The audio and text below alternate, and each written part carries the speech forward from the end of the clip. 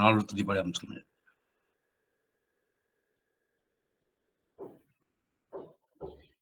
தென்னாடுடைய சிவனே போற்றி, எந்நாட்டவர்க்கும் இறைவா போற்றி, காவாய் கனகத்திரளே போற்றி, கைலை மலையானே போற்றி போற்றி.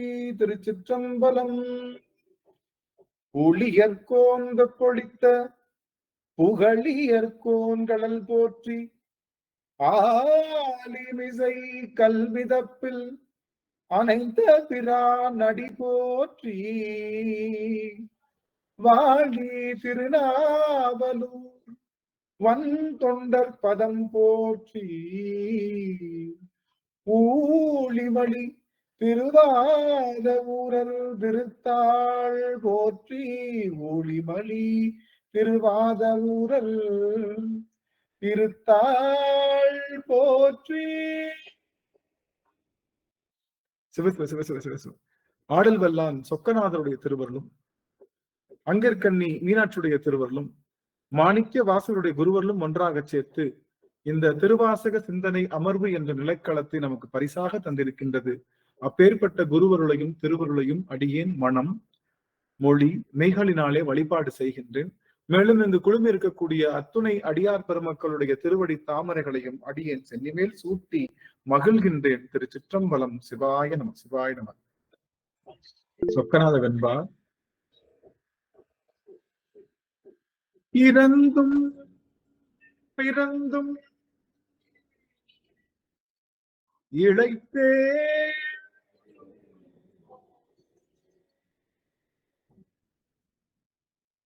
இறந்தும் பிறந்தும் இழைத்தேன் இனியா மறந்தும் பிறவா வரந்தா சிறந்த புகழ் ஞாலவாயா முடிக்கு நாட்டு சூளாமணியாம் ஆலவாய் சொக்கநாதா ஆலவாய் சொக்கநாதா.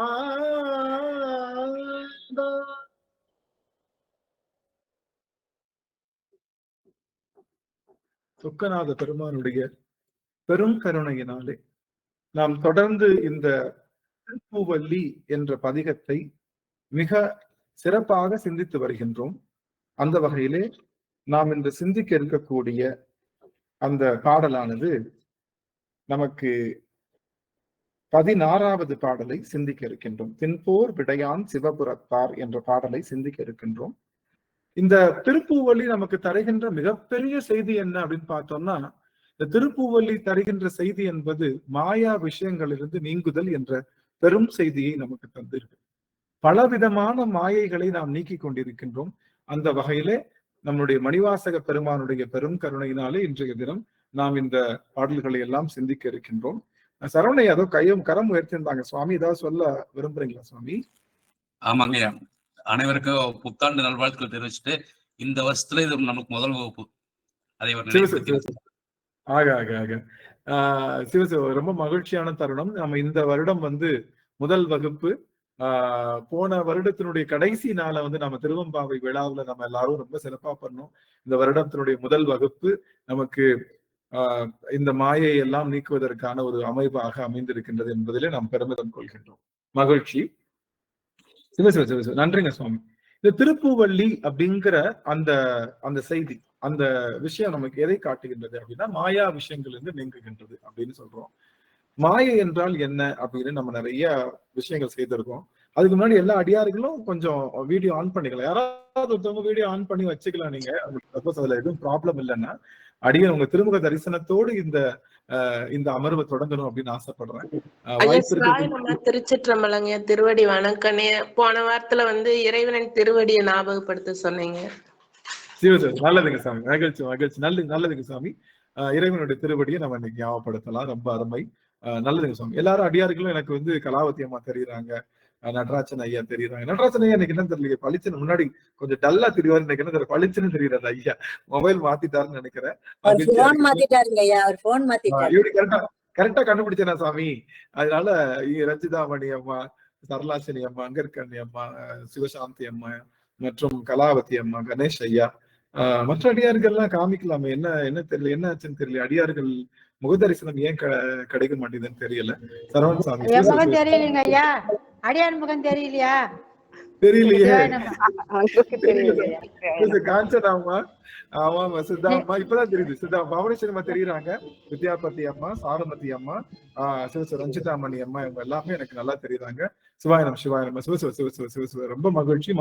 மாரிமுத்து கண்ணனையா, கஸ்தூரி அம்மா, ரொம்ப அருமையான பொன்முடி இளங்கோவன் ஐயா அவர்கள், அங்கவை அம்மா, எல்லாரும் தெரியும் எனக்கு. ஏன்னா உங்க முக தரிசனத்தை பார்த்து நம்ம உள்ள போறது இன்னும் சிறப்புன்னு நினைக்கிறேன்.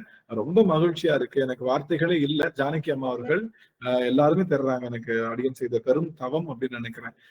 சிவசிவ உங்களுடைய இந்த முகமலர்ச்சியோடு அடியன் உள்செல்ல காத்திருக்கேன். அனைத்து அடியார்களுக்கும் இந்த வருடம் சொக்கநாதருடைய பெரும் கருணையும் முருகப்பெருமானுடைய குருவர்களும் நிலைக்க பெற்று நீங்கள் வேண்டுகின்ற அத்தனை வரங்களையும் தந்து உங்களுக்கு எல்லா விதமான வெற்றிகளையும் தந்து இந்த உலக பொருட்களை எல்லாம் நமக்கு வெற்றி கொள்வதற்காக.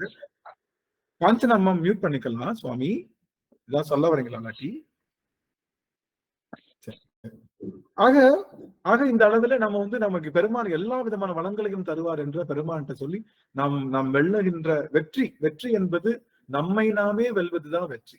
அந்த நம்மை நாமே வெல்லுகின்ற ஆற்றலை பெருமான் நமக்கு தந்து அந்த வெற்றி வாகையை பெருமான் நமக்கு தருவார் என்று சொல்லி அந்த வகையில அடியார்களுக்கு குருநாதருடைய குருவருள் என்றும் நிலைத்திருக்க கடவை என்ற பெரும் அந்த செய்தியை சொல்லி அடியன் இந்த அமர்வுக்குள்ள போகிறோம். இந்த திருப்பூவல்லி என்பது என்ன அப்படின்னு பார்க்கும்போது மாயா விஷயங்கள் இருந்து நீங்குதல். இந்த ஆன்மாவுக்கு ஒரு குறை இருக்கு. என்ன குறை இருக்குன்னா, இந்த ஆன்மாவுக்கு ஒரு நிறை இருக்கு, ஒரு குறை இருக்கு. இந்த ஆன்மாவுக்கு என்ன நிறை அப்படின்னா, இந்த ஆன்மாவுக்கு அறிவு இருக்கு, அதுதான் நிறை. இந்த ஆன்மாவுக்கு என்ன குறை இருக்கு அப்படின்னா, அதுதான் குறை. என்ன, இந்த ஆன்மாவுக்கு அறிவு இருக்கிறது தான் குறை. இந்த ஆன்மாவுக்கு அறிவு இருப்பதுதான் நிறை, இந்த ஆன்மாவுக்கு அறிவு இருப்பதுதான் குறையும் கூட. சப்போஸ் அறிவு இல்லாம இருந்துச்சுன்னு வச்சுக்கோங்க, பெருமாள் என்ன பண்ணிடுவாரு, நம்ம கிட்ட இருக்கக்கூடிய அந்த இருளை அப்படி தொடச்சு எடுத்துருவார். இருளை ஏற துறந்து அப்படின்னு சொல்லி தொடச்சு எடுத்துருவார். நமக்கு இருள் எங்க இருக்குன்னா, உடல்ல இருந்தா என்ன பண்ணிடலாம், தொடச்சு எடுத்துடலாம். இல்ல உடல்ல இப்ப சாக்கடையில விழுந்துட்டோம்னா அம்மா என்ன பண்ணுவா, உடனே எடுத்து தண்ணி ஊத்தி கழுவிடுவா. அதனால உடனே போயிடும். அப்போ நமக்கு இருள் உடம்புல இருந்தது அப்படின்னா அந்த இருளை தொடச்சு எடுத்துடலாம். ஆனா இருள் என்பது எங்க இருக்குன்னா அறிவுல இருக்கு. அறிவு என்பது அனாதி பொருள். அனாதி பொருளை கை வைக்க முடியாது, யாரும் கை வைக்க முடியாது. நல்லா தெரிஞ்சுக்கோங்க. அனாதி பொருளை டச் பண்ண முடியாது யாருமே, இறைவனாலையும் டச் பண்ண முடியாது. அனாதி பொருளை, இறைவனும் அனாதி பொருள், ஆன்மாவும் அனாதி பொருள், இருளும் அனாதி பொருள். இது மூணுமே அனாதி பொருள். அனாதி பொருள்னா ஆதியற்ற பொருள். ஆதியற்ற பொருளை யாரும் டச் பண்ண முடியாது. ஏன்னா இதுக்கு ஆரிஜின் தெரிஞ்சாதானே நம்ம என்ன பண்ண முடியும், அதை கண்ட்ரோல் பண்ண. எந்த ஒரு பொருளையும் கண்ட்ரோல் பண்ணணும்னா அதனுடைய நதி மூலம் ரிஷி மூலம் தெரிஞ்சா மட்டும்தான் கண்ட்ரோல் பண்ண முடியும் முழுமையாக. இல்லைன்னா அது முழுமையாக கண்ட்ரோல் பண்ண முடியும். புரிஞ்சுதுங்களா உங்களுக்கு? ஒரு பொருளினுடைய ஆதி அந்தம் தெரிஞ்சா மட்டும்தான் என்ன பண்ண முடியும், அதை நான் முழு கட்டுப்பாட்டுக்குள்ள கொண்டு வர முடியும். ஆதி அந்தம் இல்லாத பொருளுக்கு கட்டுப்பாடு என்பது யாரும் வகுக்க முடியாது. அதற்கு அந்த பொருள் தான் கட்டுப்பாடு செய்ய முடியும். ஆனா ஒரே ஒரு நல்ல விஷயம், இந்த இருளுக்கு அறிவில்லை, அது சடமா போயிடுச்சு. அறிவற்ற பொருள் சரமா போச்சு. நல்ல வேலை, அதுக்கும் ஏதோ கொஞ்சம் அறிவு இருந்ததுன்னா கொஞ்சம் சிரமம் தான். அதுக்கு அறிவு இல்லாம போச்சு. இந்த ஆன்மாவுக்கு அறிவு இருக்கக்கூடிய பொருள். அதனால இந்த ஆன்மாவில இருள் அடங்கியிருக்கு. அறிவு பொருள்ல இருள் கறந்திருக்கனால சிவபெருமானால அந்த அறிவில் இருக்கக்கூடிய இருளை அகற்ற முடியும். சிவபெருமானால முடியாத விஷயங்கள் நிறைய இருக்கு. எல்லாரும் நினைச்சிட்டு இருக்கீங்க சிவபெருமானால முடியாத விஷயம் ஏதாவது இல்ல அப்படின்னா, முடியாத விஷயம் நிறைய இருக்கு. சிவபெருமானால ஆன்மாவை தோற்றுவிக்க முடியாது. சிவபெருமானால ஆன்மாக்குள்ள இருக்கக்கூடிய ஆணவத்தை துணை செய்யலாம். அதை என்ன பண்ணலாம், துணை செய்து அதை சரி பண்ணலாம சார், அவன் அதை துடைக்க முடியாது. ஏன்னா அது அறிவுல கலந்து. இவனும் அறிவு பொருள், இதுவும் அறிவு பொருள். இந்த அறிவு பொருள் என்ன கலந்துருச்சு, இருள் கலந்திருக்கு. அதனால இந்த அறிவுல இருக்கக்கூடிய இருளை அகற்றுவதற்கு அவன் நமக்கு துணை செய்கின்றான்ல, அந்த துணைக்கு பேருதான் மாயைன்னு பேரு. அறிவுல கலந்த இருளை இறைவன் அழிப்பதற்காக, அதை நீக்குவதற்காக நமக்கு ஒரு துணை காரியம் செய்யறான்ல, அந்த துணை காரியத்துக்கு பேரு தான் மாயா காரியம்னு பேரு. இந்த மாயா காரியம் என்பது என்ன? ஏன் நீ கேட்கலாம், ஏங்க இவன் வெளியில மாயா காரியம் பண்ணி உள்ள இருக்கக்கூடிய இருளை தொடைக்கிறதுக்கு இவனே உள்ளுக்குள்ள வந்து தொடச்சு டஸ்ன்னு சாமி வந்து டஸ் அப்படின்னு சொன்னா அந்த இருள் எல்லாம் போயிடுமே, அவனுக்கு அந்த ஆற்றல் இருக்கே, அப்போ அதை அவன் செஞ்சிருக்கலாமே. எதுக்கு இத்தனை பிறப்பு, எதுக்கு இத்தனை இத்தனை விஷயம், ஏன் இத்தனை திருமுறை? இதெல்லாம் கேட்டோம்னா நம்மளுடைய ஆன்மால இருக்கக்கூடிய நம்மளும் அறிவுதான், நம்மளும் சிவபெருமானுக்கு சமமாக அறிவுடைய பொருளாக இருக்கும். ஆனா இந்த அறிவுல ஒரு குற்றம் இருக்கு. ஏன் இந்த அறிவுல குற்றம் இருக்குன்னா, இந்த அறிவு இருளோடு கலந்திருக்கு.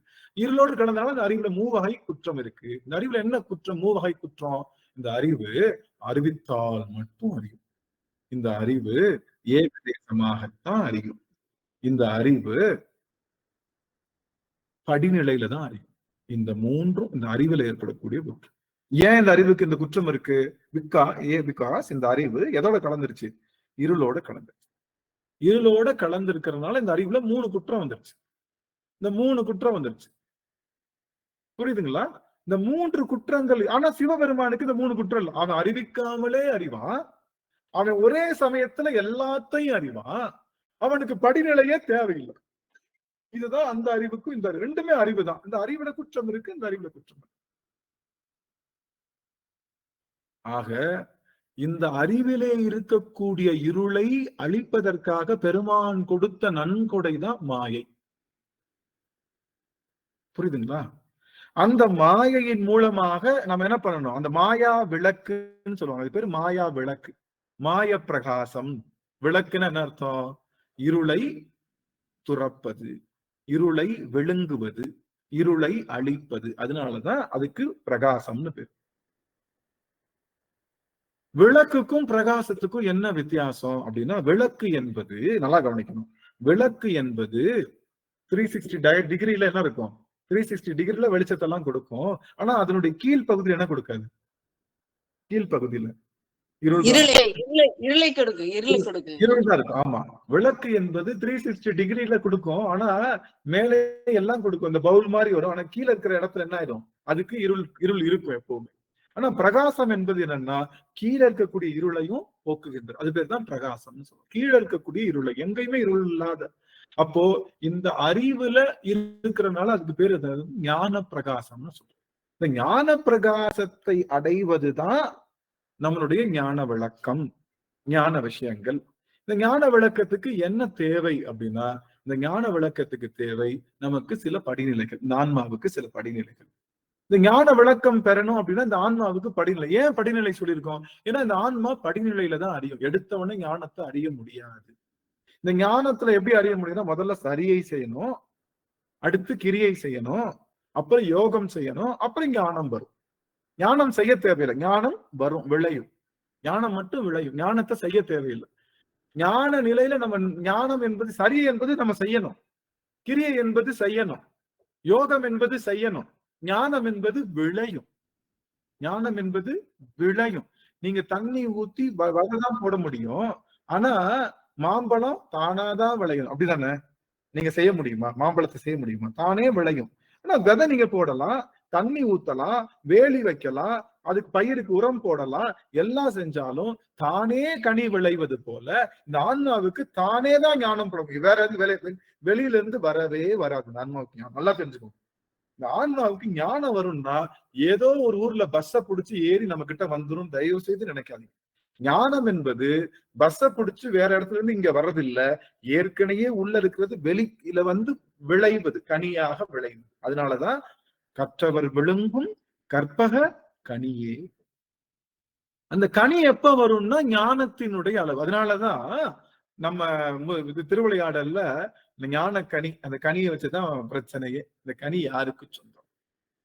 ஞானக்கனி யாருக்கு சொந்தம் அப்படின்னு சொல்லுகின்றது. இந்த ஒரு செய்தி சொல்றேன், எல்லாரும் ஆன் பண்ணிக்கோங்க. இந்த செய்தியை நான் சொல்லிட்டு உள்ளுக்கு போய்க்கிறேன். ஒரு செய்தி எல்லாரும் ஆன் பண்ணி கொஞ்சம் அலர்ட் எடுத்துக்கும். இதை நான் கண்டிப்பா நான் சொல்லியே ஆகணும். எல்லாரும் ஆன் பண்ணா மட்டும்தான் ஆஃபர். மன்னிக்கணும், தயவு செய்து எல்லாரும் ஆன் பண்ணுங்க. ஒரு நிமிடம் நீங்க கவனிச்சீங்கன்னா நான் ஒரு சில இந்த விஷயத்த நான் சொல்லணும்னு நினைக்கிறேன். மன்னிக்கணும் சாமி, இட்லி சாப்பிட்டாலும் பரவாயில்ல, விடியாப்பா சாப்பிட்டாலும் பரவாயில்ல, குருமா சாப்பிட்டாலும் பரவாயில்ல, நீங்க சாப்பிட்டுக்கிட்டே கவனிக்கலாம். எல்லாரும் ஒரு நிமிடம் ஆன் பண்ணிக்கலாம். எனக்கு ஏன் தெரிய மாட்டேங்குது? நான் எல்லாரும் சாமி ஐயா அந்த படிநிலை சொன்னீங்க இல்லையா, அறிவித்தால் மட்டும் அறியும், படிநிலையில் அறியும். இன்னொன்னு என்ன சொன்னீங்க? ஏகதேசமாக அறியும். ஏகதேசமாக ஏகதேசமாக. அறியும். இது முதல்ல இது என்னன்னு ஒரு தடவை சொல்லிட்டுமா, அறிவித்தால் அறியும்னா யாராவது சொன்னாதான் இந்த ஆன்மாவுக்கு உரைக்கும். ரெண்டாவது படிநிலையில தான் அறியும். இப்ப இன்னைக்கு இன்னைக்கு நான் சொல்லி முடிச்சிடறேன். நீ முழு திருவாசகம் எக்ஸ்பிளைன் பண்ணிட்டே இன்னைக்கு ஒரே நாள்ல இந்த ஆன்மாவுக்கு தெரியாது. ஒன்னா சொல்லணும். ஒரு வாரமும் ஒண்ணு சொன்னாதான் ஓகே. ஏண்டா சொல்ல வந்தது கான்செப்ட் ஒரே நாள்ல சொல்லி முடிச்சிடலாம்னா சொன்னா இந்த ஆன்மாவுக்கு புரியும். படிப்படியா சொல்லும் போதே புரிய மாட்டேங்குதுங்க ஐயா. அதுவே சொல்ல தெரியல எங்களுக்கு. திருப்பி சொன்னீங்கன்னா ஒண்ணுமே தெரியாது. இதுல ஏகதேசமாக அறியும்னா ஒன்றை அறிந்து கொள்ளும் போது இன்னொன்னு அறியும். இந்த ஆன்மா கேட்டுக்கிட்டே இருக்கு, திருவாச சிந்தனை கேட்டுக்கிட்டே இருக்கு. ஐயையோ கேஸ் ஆஃப் பண்ணாமா ஆஃப் பண்ணலையா, வீட்டுக்காரருக்கு வச்ச சட்னியில உப்பு போட்டோமா போடலையா நினைச்சுக்கிட்டு இருந்தோம்னா இங்க நடத்துற பாடம் போயிடும். ஒன்னு அறிஞ்சிட்டு இருக்கிறப்ப இன்னொன்னு அறியாது. அது பேர் தான் ஏகதேசமாக அறிதல்னு சொல்லுவோம். இதுதான். ஆனா சிவபெருமானுக்கு அந்த அந்த இது கிடையாது. ஒரு கோயில்ல பூஜை நடக்கிறப்போ சொக்கநாதர் ஆலவாயில பூஜை நடக்கிறப்போ அதே சமயத்துல நாம இங்க பூஜை பண்ணா ரெண்டையும் சேர்த்து ஒரே சமயத்தை எடுத்துக்குவோம். இல்ல பொறுப்பா வெயிட் பண்ணு, நான் அதை முடிச்சுட்டு இங்க வர வெயிட் பண்ணு அப்படின்னு சொல்லுவான். ஆனா அவங்க ஒரு இடத்துல சொன்னான், எங்க நம்மளுடைய பூசலாறுல அப்படி சரித்திரத்துல சொன்னான், விளையாடினான். அவன் என்னமோ ஒரே சமயத்தை எடுக்க முடியாதவனா. அவன் வந்து என்ன சொன்னான், யோ நிறுத்துப்பா, எங்க பூசலாறு கோயில்ல போயிட்டு நான் மறுநாள் வரேன்ப்பா, நீ மறுநாள் மாத்தி வச்சு. இதுக்காக பூசலாருடைய தன்மையை சொல்வதற்காக எளிவந்த பெறான். சரி, நம்ம சொல்ல வந்தது முக்கியமான செய்தி, ஞான பழத்தை பற்றி பேசிட்டு இருக்கோம். என்ன தெரியல, எனக்கு தெரியல. இந்த லேஅவுட் எனக்கு சரியாவே, நம்ம ஃபுல் லேஅவுட் வச்சுட்டு ஆனா எல்லாரும் முகமும் எனக்கு தெரிய மாட்டேங்குது. என்ன அடியார் செய்த பிழை என்ன பெருமானே, என்ன எனக்கு எங்க அடியார்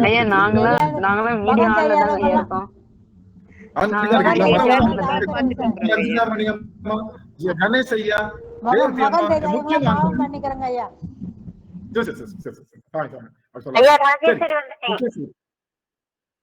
ஆமா வந்திருக்காங்க. எல்லாரும் ஒரு வார்த்தை பேசிட்டீங்கன்னா வந்துரும் போல டக்குன்னு. ஆயா கலரிச்சரி வர நான் இப்ப முக்கியமான ராகவன் ஐயா, சாமி முகத்தை காட்டுங்க சாமி. ஒரு தடவை பேசினா வரும் போல, ஒருவேளை என்னன்னு தெரியல. சரி, இப்போ ஞானப்பழம் நமக்கு வந்த கதை என்ன இவ்வளவு நாள்? ஞானப்பழம் என்பதுக்கு கோவிச்சுக்கிட்டு அவன் நம்ம குருநாதன் பழனி மலையில கோபமாக நிற்கின்றான். என்னது சொல்றோமா இல்லையா? அதானே, வேண்டிய மாம்பழத்தை கணபதிக்கு அந்த வெள்ளி பனித்தலையர் கொடுத்ததற்கு ஆண்டியின் கோலமுற்று மலை மீது நீ அமர்ந்த பழனி ஒரு படை வீடு. கண்ணதாசன் எழுதியிருக்காரு.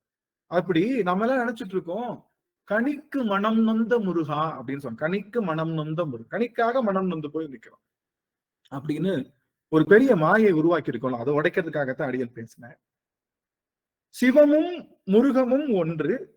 சிவத்துக்கு எப்படி உயிருக்கான இயல்பு, சோர்வு, அயர்வு, தாழ்வு, உயர்வு அப்படின்னு பல விதமான விஷயங்கள் இல்லையோ, அது போல முருகத்துக்கும் கிடையாது.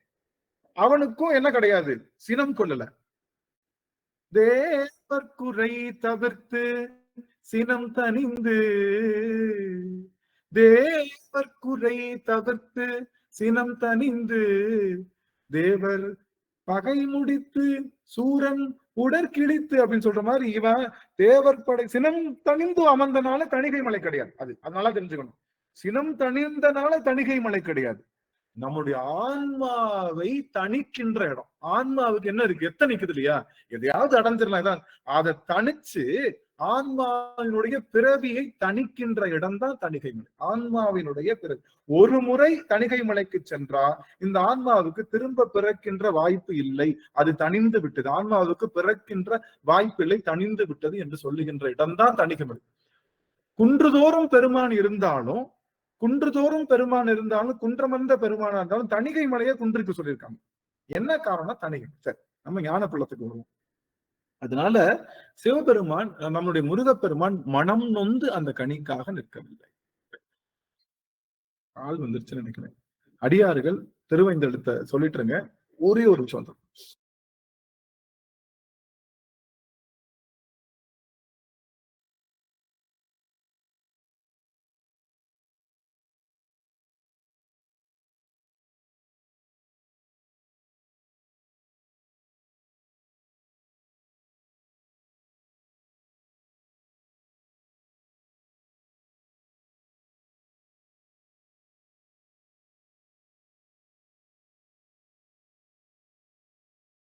நமச்சிவாய் நமச்சிவாய். சொக்கநாதா, ரொம்ப மகிழ்ச்சியா இருக்கு.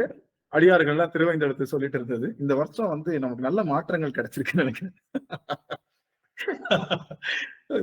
ரொம்ப மகிழ்ச்சி. இப்போ அந்த எங்க விட்டேன் சாமி பாருங்களேன், எங்க விட்டேன்? நமச்சிவாய். திருத்தணியே கதையை ஞானப்பழம்.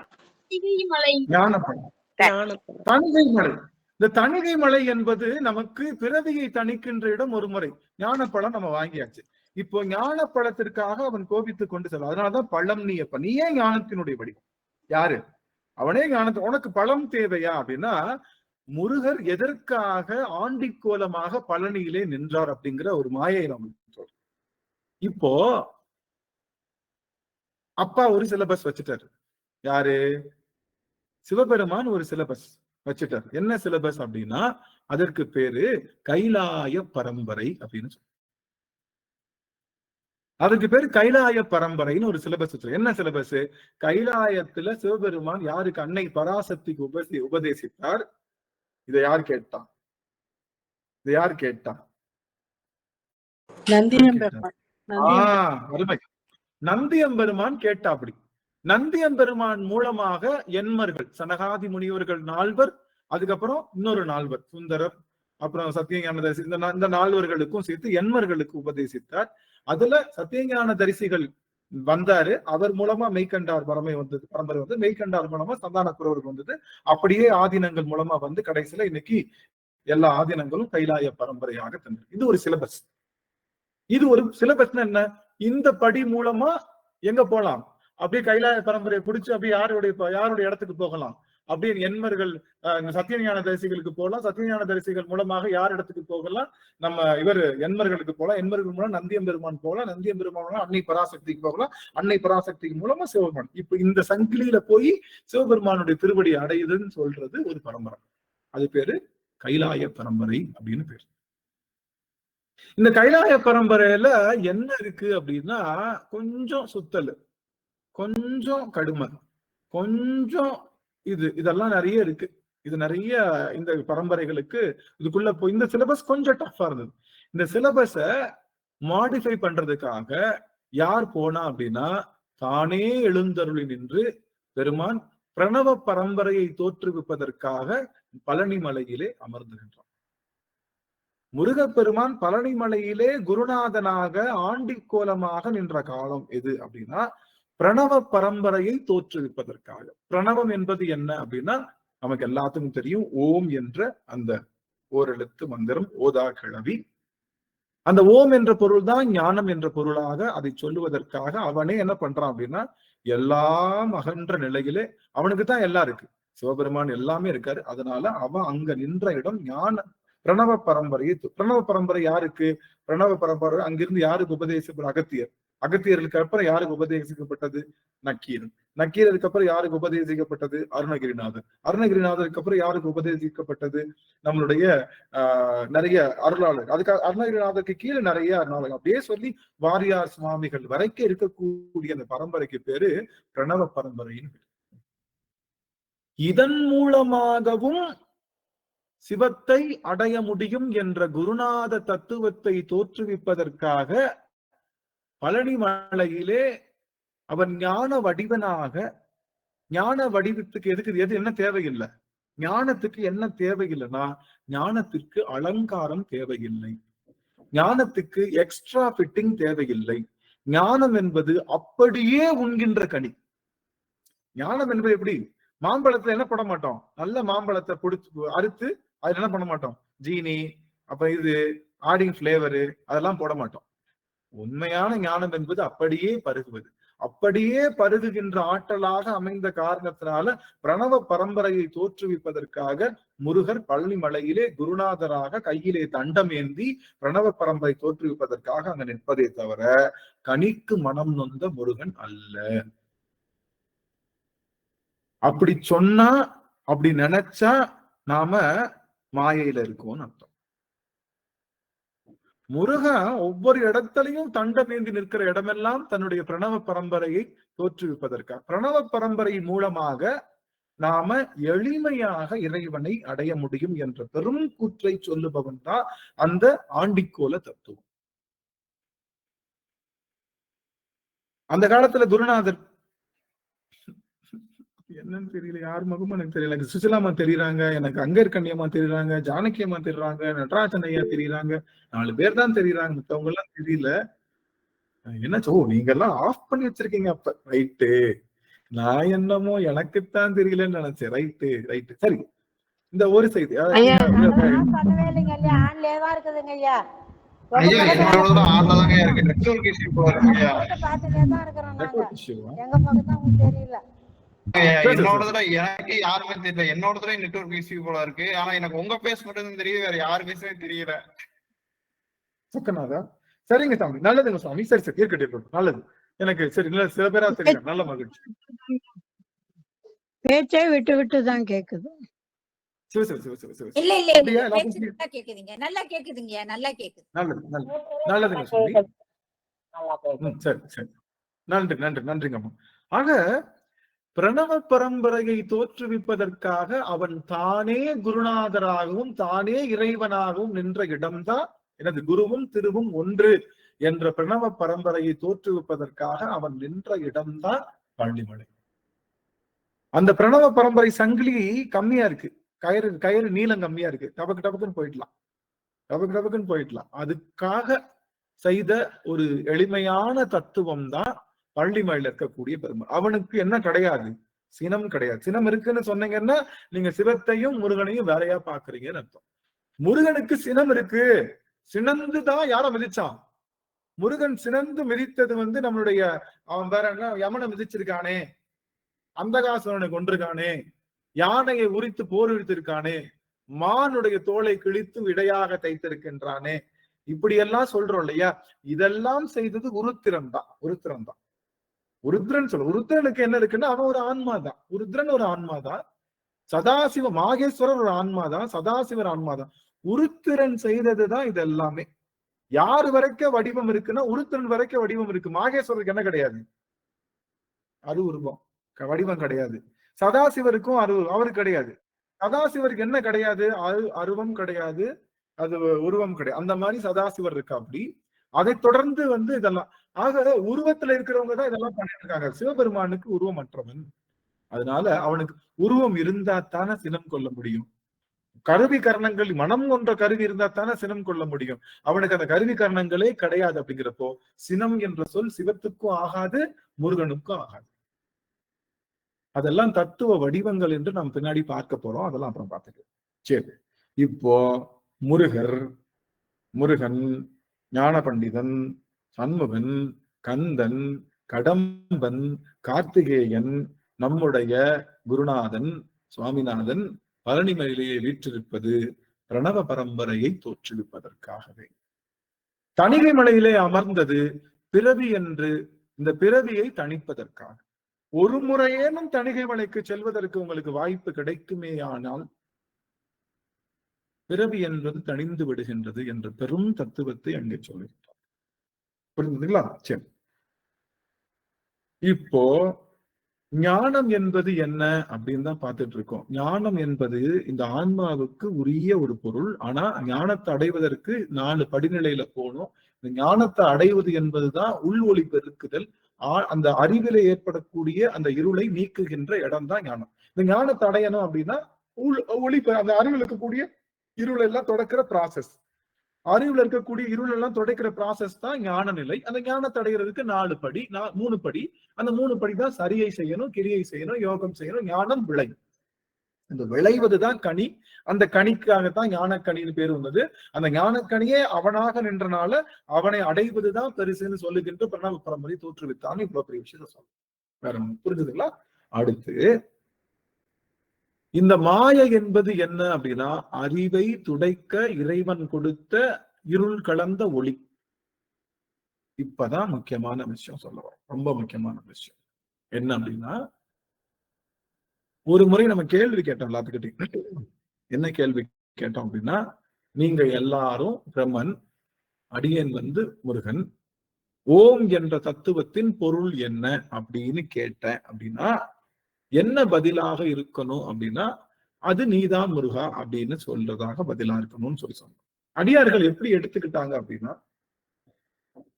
இத வேற மாதிரி எடுத்துக்கிட்டாங்க. நான் குரான் பத்தி மூலமா தெரிஞ்சுக்கிட்டேன். அடியார்கள் இத வேற மாதிரி எடுத்துக்கிட்டாங்க. இத சரியா இன்னும் புரிந்து கொள்ளல அப்படின்றத அடியனுக்கு ஒரு சின்ன, அதனால இன்னும் கொஞ்சம் எளிமையா அதை சொல்லலாம். இந்த 1 நிமிடம் வாய்ப்பு இருந்ததுன்னா நீங்க உங்களுடைய வீடியோஸ் ஆன் பண்ணலாம். பிரணவம்க்கு பொருள் கேட்கிற பெருமான், இது பெரிய மாயை நீக்குகின்ற இடம். இது பெரிய மாயை நீக்குகின்ற இடம். இந்த பிரணவ பொருளுக்கு பிரணவம்னா என்ன அப்படின்னா, அறிவை அறிவது அறிவு அப்படின்னு தான், அதுக்கு பேர் தான் பிரணவத்திற்கான பொருள். அதுக்கு நம்ம நல்லா பார்த்துட்டோம். நீங்க எங்க தேடினாலும், எந்த அமர்வுக்கு போனாலும், எங்க போனாலும் குருநாதர் காட்டுகின்ற ஒளியில் அடியேன் காட்டுறேன் சுவாமி, இது எந்த அமர்வுலையும் எந்த புத்தகத்திலையும் இல்லாத பொருள், இல்லாத விஷயம். இதுதான் உண்மை. அறிவை அறிவது அறிவு அப்படின்னு சொல்லுகின்ற அந்த ஓம் என்ற பிரணவத்திற்கான பொருளை யார் சொன்னா? பிரமன் சொன்னான். பிரமன் ஆன்சர் பண்ணாம இல்ல, பிரம்மனுக்கு தெரியாம இல்லையா? நம்மளுக்கே தெரியுது அறிவை அறிவது அறிவுன்னு, பிரம்மனுக்கு தெரியாதா என்ன? அவன் தான் டெய்லி இதை சொல்றான், ஆன்சர் பண்ணான். இது எப்படி இருந்தது அப்படின்னா, ஒரு தாய், நல்லா கவனிக்கிறோம், ரொம்ப முக்கியமான இடம். ஒரு தாய் என்பவள் இருக்கிறா, அவ வெளியூருக்கு போயிருக்கா. அப்போ என்ன சொல்றாங்க அந்த குழந்தைக்கு? தாயினுடைய போட்டோவை காண்பிச்சு இதுதான் தாய் அப்படின்னு சொல்றாங்க. அந்த தாய் குழந்தைக்கு புரிஞ்சிருச்சு, ஓகே அம்மா இப்படிதான் இருப்பா, அம்மா இப்படிதான் இருப்பா அப்படின்னு சொல்லி புரிஞ்சிருச்சு. அம்மா இப்படிதான் இருப்பான்னு புரிஞ்சனால அங்க என்ன ஆயிடுச்சு, அவளுக்கு அது என்னன்னு தெரிஞ்சிருச்சு. அவனுக்கு வெகு காலம் அந்த போட்டோவையே பார்த்துட்டு இருக்கு. இப்ப யாரு வந்திருக்காருன்னா அம்மாவே வந்துட்டான். இப்ப போட்டோ பக்கத்துல அம்மா நிக்கிறான். இப்ப அந்த குழந்தைகிட்ட அம்மா கிட்ட போ அப்படின்னு சொன்ன உடனே இந்த பிள்ளை ஓடி போய் போட்டோவை கட்டி பிடிச்சிச்சுன்னா இந்த பிள்ளைக்கு அறிவு இருக்கா இல்லையா?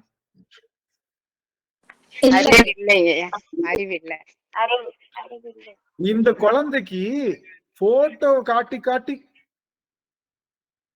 இந்த போட்டோவை காட்டி இதுதான் அம்மா இதுதான் அம்மான்னு சொன்னப்போ அது புரிஞ்சுக்குச்சு. நிஜமோலையே அம்மா வந்தப்போ அப்பயும் அம்மாவை உணராம ஓடி போய் போட்டோவை கட்டி பிடிக்கிறது எவ்வளோ பெரிய அறிவில்லாத தன்மையோ அதைத்தான் செஞ்சான் பிரம்மன். இறைவன் நிற்கும் போது அறிவை அறிவது அறிவுன்னு தியரிட்டிக்கலா சொன்னான். இறைவனா இருக்கிறப்போ அம்மா யாருன்னு அம்மாவை போய் கட்டி பிடிச்சு இதுதான் அம்மா. ஆனா சொல்லி கொடுத்தது எங்கதான் ஸ்டார்ட் பண்ணோம்? போட்டோல தான் ஸ்டார்ட் பண்ணோம். ஆனா ரியலா வந்ததுக்கு அப்புறம் இவன் அத உணரல. ஆக ரியலைசேஷன் நடக்காத வரை அது அறிவு அல்லன்னு சொல்றது, வேற ஒண்ணும் இல்லை. நிறைய படிச்சிருக்கலாம், நிறைய தெரிஞ்சிருக்கலாம், எனக்கு எல்லாமே தெரியும், 14 மேற்கண்ட சாத்திரங்களும் தெரியும், எனக்கு 12 திருமுறையும் தெரியும், திருவாசகத்தை தலையில கரைச்சு குடிப்பேன் எல்லாம் சொல்லிட்டு சிவத்தினுடைய கூரை உணராமல் இருப்பது என்னன்னா, நீங்க தியரிட்டிக்கலி 100 மார்க்கு, பிராக்டிக்கலி 0 மார்க்கு. அவன் பிராக்டிக்கலை தான் எதிர்பார்க்கிறான். தியரி என்பது பிராக்டிக்கலுக்கு உபயோகப்படுத்துகின்ற கருவிதான். கருவிதான். ஆப்பிள்னு சொல்லி கொடுத்தவங்க ஏ ஃபார் ஆப்பிள்னு சொல்லி புக்லயே காமிச்சவங்க கடைக்கு போய் ஆப்பிள் வாங்கிட்டு வானா திரும்ப புத்தக கடையில இருக்கக்கூடிய ஆப்பிள் பேப்பரை மட்டும் கிழிச்சிட்டு வந்து இந்தாங்க ஆப்பிள்னு கொடுத்தா அந்த குழந்தை அறிவுல எவ்வளவு விளக்கம் இருக்குன்றதை நம்ம புரிஞ்சுக்கலாம். இதை செய்தவன் தான் யாரு? இதைத்தான் சோதித்து பார்த்தார். யாரு? முருகன் சோதிச்சு பார்த்தார். வேகமா வந்தாரு, என்னப்பா பிரணவத்துக்கு என்ன பொருள்பான்னு கேட்டவனே கடகடன் புக் எடுத்தான். இந்த புக்ல 16வது அதிகாரத்துல 15வது இடத்துல அறிவை அறிவதுன்னு சொல்லி இருக்கு அப்படின்னு சொன்னான். அப்ப பார்த்தாரு, சூப்பர் தம்பி சூப்பர், இங்க வா, தலையில நங்குன்னு கொட்டு வைக்கிறேன். தலையில நங்குன்னு கொட்டு வைக்கிறது என்னன்னா தன்னுடைய குரு, அது தீக்கை கொடுக்குறோம் தலையில. அது தீக்கை. அந்த தீக்கையை கொடுத்ததுக்கு அப்புறம் என்ன ஆயிடுச்சு, அவனுக்கு புரிஞ்சிருச்சு, ஆகா பொருள் யாது என்றால் இவன் தான பொருள், இப்படித்தானே சொல்லியிருக்கணும்னு தன்னுடைய அறியாமை நினைத்து தானே தன்னுடைய மனசை அப்படியே வச்சுட்டு இனிமே நான் எதுக்கும் தகுதி இல்லாதவன் சொல்லி அவனே விலகி கொண்டனால இறைவன் 5 தொழிலையும் அவனே பண்ணுறான். இறைவன் 5 தொழிலையும் அவனே செய்கின்ற இடம்தான் நமக்கு. இப்ப புரிஞ்சுதுங்களா? இப்ப உங்களுக்கு தெரியவா ஏன் சுவாமிய ஏன் காட்டணும்? உங்களுக்கு நான் குரல் பதிவு கேட்கிறப்ப என்ன நடந்துச்சுன்னா, நீங்க எனக்கு எப்படி தெரிஞ்சுது அப்படின்னா, நீங்க எல்லாரும் வேற மாதிரி ஏதோ புரிஞ்சுக்கிறீங்க. முருகனை சொல்லணும். அது ஏன் முருகனை சொல்லணும்? அறிவை அறிவது அறிவுன்னு சொல்றோமே, அது ஏன் முருகனை சொல்லணும் அப்படிங்கிறதுல ஒரு சின்ன கருத்து வேறுபாடு இருந்த மாதிரி தெரிஞ்சது. அதையும் கிளீனா சொல்லியாச்சு. இப்ப புரியுதுங்களா? முருகனைத்தான் அறிவை அறிவதுன்னு சொல்வதுதான் அறிவு. நாம என்ன பண்ணிட்டு இருக்கோம்? சிவபெருமான் நேர்ல வந்தாலும், யோ போயாங்கிட்டு, நான் இன்னைக்கு திருமுறை படிக்கணும்யா, இன்னைக்கு நான் போய் கோயில்ல போய் பூஜை பண்ணணும்யா, நான் போயிட்டு உனக்கு பாட்டு பாடணும்யா. சிவன் நிக்கிறான், சிவன் நிக்கிறான். என்ன இது? என்ன பொருள்னா, அன்பில்லாத பூசனை, அன்பில்லாத வழிபாடு, அன்பை ரியலைஸ் பண்ணாம நாம என்ன பூசனை செய்தாலும் உண்மையான அம்மாவை கட்டி தழுவாம போட்டோவையே கட்டி தழுவுகின்ற அறியாமை என்ற மாயை. எனக்கு தெரிஞ்சு தப்பா நினைச்சுக்காதீங்க, நீ திட்டினா திட்டிக்கோங்க. உண்மையை உடைத்து சொல்வது என்னுடைய வேலை. எல்லா இடங்களிலும், சபைகளிலும், கூட்டங்களிலும் செய்வது போட்டோவுக்கு மரியாதை செய்வதுதானே தவிர தாயை கட்டி தழுவுகின்ற ஆற்றலை எங்கேயும் சொல்லித் தருவது இல்லை. எக்ஸெப்ட் எங்களுக்கு கிளைகள் வேறெங்கும் இல்லை, நாங்கள் திருவாசக சிந்தனை. எங்களுக்கு கிளைகள் வேறெங்கும் இல்லை, நாங்கள் திருவாசக சிந்தனை. நாங்கள் சொல்லித் தருவது தாயை தழுவுவதற்கு தானே தவிர, உங்களுக்கு எல்லாம் நீங்க எல்லாம் எக்ஸ்பர்ட். போட்டோவை வச்சு நீங்க பண்ற கிராபிக்ஸ், நீங்க பண்ற விஷயம், அதெல்லாம் நீங்க எக்ஸ்பர்ட், நல்லாவே தெரியும். அதனால அதை சொல்லியே கொடுக்க போறேன். எத்தனை அமர்வு வந்தாலும் சரி, தாயை தழுவுவதற்காக தருகின்ற பயிற்சியே தவிர போட்டோவை கையில எடுங்கன்னு நான் அடியன் குருநாத திருவடி பண்ணி சொல்லவே போறது. ஏன்னா நீங்க எக்ஸ்பர்ட். இத்தனை வருஷமா போட்டோவை கையில வச்சிருக்கீங்க. அம்மா நேர்ல இருக்கா, பக்கத்துலதான் இருக்கா, அவளையும் ஒரு முறை தழுவி கொள்ளலாமேன்னு சொல்லுகின்ற இடம்தான் திருவாசக சிந்தனை. இனிமே என்ன பண்ண மாட்டோம்? போட்டோவை தழுவ மாட்டோம். எங்க அம்மாவை தழுவோம், அன்பின் வடிவமாகவே நிற்கின்ற ஆற்றலை பெறுவோம் இல்லையா? அங்கதான் பிரணவ பரம்பரை தொடங்குகின்றது. அங்கதான் கைலாய பரம்பரை முடிவடைகின்றது. கைலாய பரம்பரை முடிவடைந்து பிரணவ பரம்பரை தொடர்ந்து பிரணவ பரம்பரை முடிவடைந்து முழு சுற்று. கைலாய நீங்க எந்த வழியா போனாலும் சிவத்தை தான் அடையலாம். எந்த வழியாக சென்றாலும் சிவத்தை அடையலாம். சரி, இப்போ தெளிவு பிறந்து விட்டதுன்னு நினைக்கிறேன். ஓரளவுக்கு தெளிவு பிறந்து விட்டதுன்னு நினைக்கிறேன். ரொம்ப மகிழ்ச்சியா இருக்கு. இந்த தெளிவோடு உள்ள போகலாம். இங்க என்னன்னா, சிவ சிவ சிவ சிவ அடியன் செய்த தவம். இங்க என்னன்னா, திருப்பூவள்ளியில நம்ம 16வது பாடல் சிந்திக்க இருக்கின்றோம். இந்த பாடலை சிந்திக்கலாம். சிந்திச்சுட்டு நம்ம அடுத்து, இன்னைக்கு அடியனுடைய கடிகாரம் வேலை செய்யல. ஏற்கனவே கடிகாரம் பாக்குறது இல்லை. எனக்கு இங்க கொஞ்சம் சின்ன மாறுபாடு. எனக்கு ஒரு உதவி செய்யுங்க. இரவு 9:55 வர்றப்போ யாராவது ஒருத்தவங்க டமால்னு மணி அடிங்கன்னா எனக்கு சொல்லுங்க, ரைட்டா? அப்பதான் நான் கரெக்டா கொஞ்சம் போக முடியும். இல்லாட்டினா நான் 11 மணி ஆக்கிடுவேன். அதனால கொஞ்சம் பிரேமாமா சொல்லிருங்க. எனக்கு தாயா எல்லாரும் டெக்ஸ்ட்ல போட்டுருங்க. ஒரு நிமிடம் ஒரு நிமிடம்.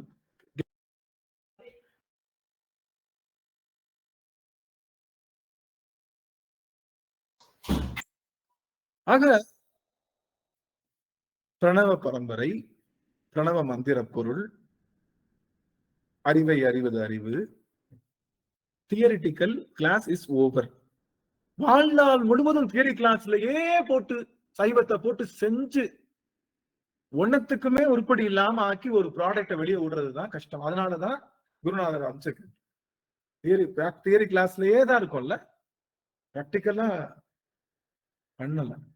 பிராக்டிஸ் பண்றதுக்காக ஒருத்தர் குருநாதர், அதுதான் முருகப்பெருமான். முருகப்பெருமான் என்பவன் யாருன்னா, நீங்க அவன்கிட்ட போனாலே உங்களை தியரி கிளாஸ்க்கே அனுப்ப மாட்டான், பிராக்டிஸ்லயே வச்சிருப்பான். நீங்க பார்த்தீங்கன்னா பிராக்டிஸ்லயே வச்சிருப்பான்.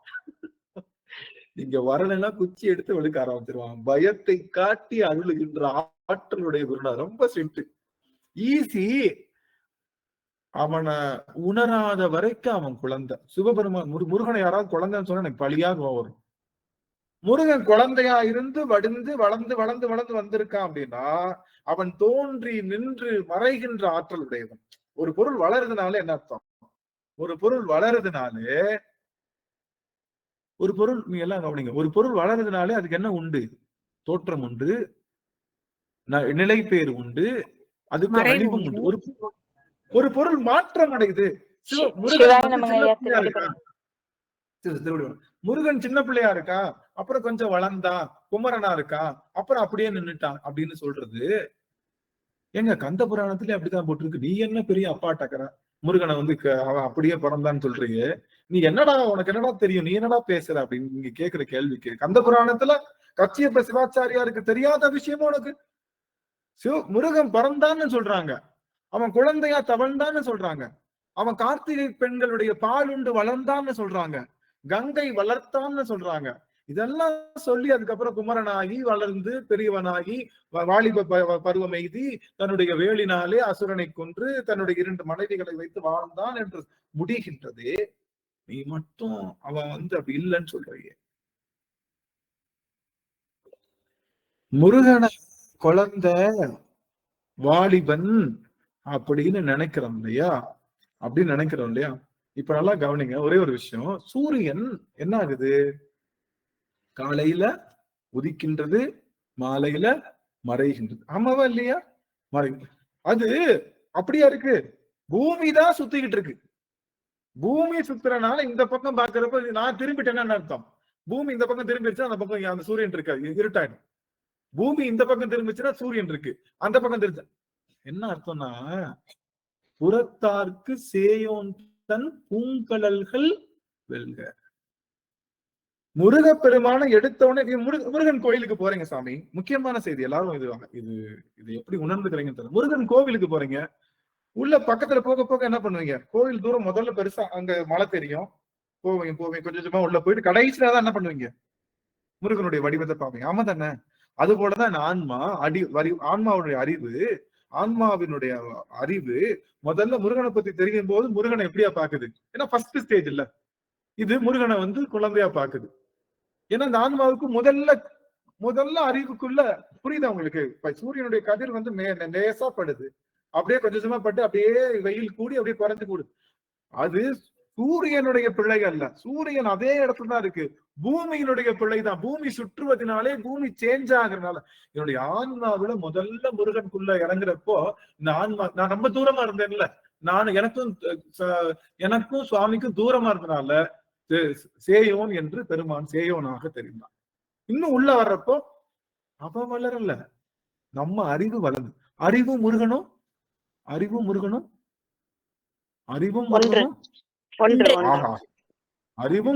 ஒண்ணு, அறியும் கடவுளும் ஒண்ணு. அறியும் கடவுள்னா அறிகின்ற கடவுள், அவன் ஒண்ணுதான். அப்போ நம்ம அறிவானது கொஞ்சம் கொஞ்சமா இருள் விலகிக் கொண்டே வருகின்றது இல்லையா, அப்ப அது வளருது, மாறிது. அறிவும் வளரல, நம்ம கிட்ட இருக்கக்கூடிய அறிவும் வளராது. அறிவு முழுமையான பொருள், முருகனும் முழுமையான பொருள். அறிவுல இருக்கக்கூடிய அந்த இருள் கொஞ்சம் கொஞ்சமா விலகுது இல்ல, அது பாக்குறப்ப எப்படி தெரியும், வளர்ச்சி மாதிரி தெரியுது. அதனால இந்த ஆன்மா முதல்ல சேயோனாக முருகனை பார்த்தது, அறிவு வளர்ந்த உடனே குமரனாக பார்த்தது, அறிவு முதிர்ந்த உடனே குருநாதனாக பார்த்தது, இன்னும் அறிவு முதிர்ந்த உடனே அவனை சிவமாகவே பார்த்தது. இந்த ஆன்மாதான் முருகனை வேற மாதிரி பாக்குதே தவிர, முருகன் அவன் அப்படியே அனாதி பொருள், அவன் வளர்வதும் இல்லை தேய்வதும் இல்லை, அவனுக்குள்ள எந்த மாற்றமும் இல்லை. நீங்க முருகனை குழந்தையா பாக்குறீங்கன்னு வச்சுக்கோங்க, என்ன அர்த்தம், அறிவு கொஞ்சமா வளர்ந்துருக்கு. சரி, முருகனை குமரனா பாக்குறீங்க, பாதி அறிவு வளர்ந்துருச்சு, பாதி வளர்ந்துருச்சு. சரி, முருகனை நீங்க குருநாதனா பார்க்கிறீங்க, முக்கால் வாசி வளர்ந்துருச்சு. முருகனை சிவமாவே பாக்குறீங்க, முழு அறிவு வளர்ந்துருச்சு. அப்பதான் முழு அறிவு வரல, இருள் நீங்கியது. முருகனை வச்சு கிராபிக்ஸ் பண்ற மக்களை நினைச்சு பாக்குறப்போ எனக்கு வரும் பாருங்க, அவனை குழந்தையா போடுறதும் அவனை அப்படி போடுறதும் எவ்வளவு பெரிய தத்துவம். புரியல, யாருக்கும் சொல்லல. நம்மளுடைய புறத்தார்க்கு சேயோன் தன் பூங்கழல்கள் வெல்க அப்படின்றது யாருன்னா, நாம புறமா இருந்தா அவன் பார்க்க குழந்தையா இருப்பான். முருகனுக்கு என்ன பேருன்னா சேயோன்னு ஒரு பேரு. செங்குருதி சேயோனே வன்கொடிய வேலோனே. அந்த பாட்டு பாத்தீங்கன்னா அவன் பேரு சேயோன்னு பேரு. சேயோன்னு தான் சொல்லுவாங்க. நீங்க பாத்தீங்கன்னா முழுக்க சங்கத்தமிழ்ல சேயோன்னு சேயோன்னா 2 அர்த்தம் இருக்கு. ஒண்ணு தூரத்துல இருக்கிறவன் அர்த்தம், 3 அர்த்தம் இருக்கு. ஒண்ணு தூரத்துல இருக்கிறவன் அர்த்தம் சேய்மை, தூரமா இருக்கிறவன் சேயோன். குழந்தைக்கும் சேய் அப்படின்னு பேரு உண்டு, சேயோன் அப்படின்னு. அடுத்து சிகப்பா இருக்கிறதுனால சேயோன், செம்மை பொருளுக்கும் சேயோன்னு பொருள். ஆக அவன் சிகப்பா, அவன் தூரமா, அவன் குழந்தையா. இப்படி பார்க்கின்றீர்கள் என்றால் நீங்கள் புறமாக நிற்கின்றீர்கள் என்ற பொருள். இது திருவாசக சிந்தனையா இல்ல முருகனை பத்தின சொற்பொழிவு? தயவு செய்து நீ கிளீனா சொல்லிடு, எங்களுக்கு ரொம்ப கன்ஃபியூஸ் ஆகுது. ஏன் அப்படின்னா ஐயா கார்த்திகை பெண்கள் வளர்த்ததுன்னு கதை இருக்குங்க இல்லையா? அப்ப அது என்னதுங்க ஐயா? குழந்தையா வளர்த்தது தானுங்க ஐயா?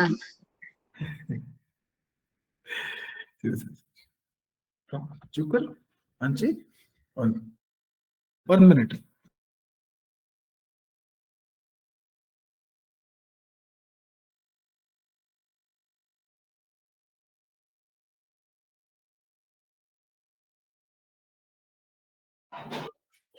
மன்னிக்கணும் சொல்லி.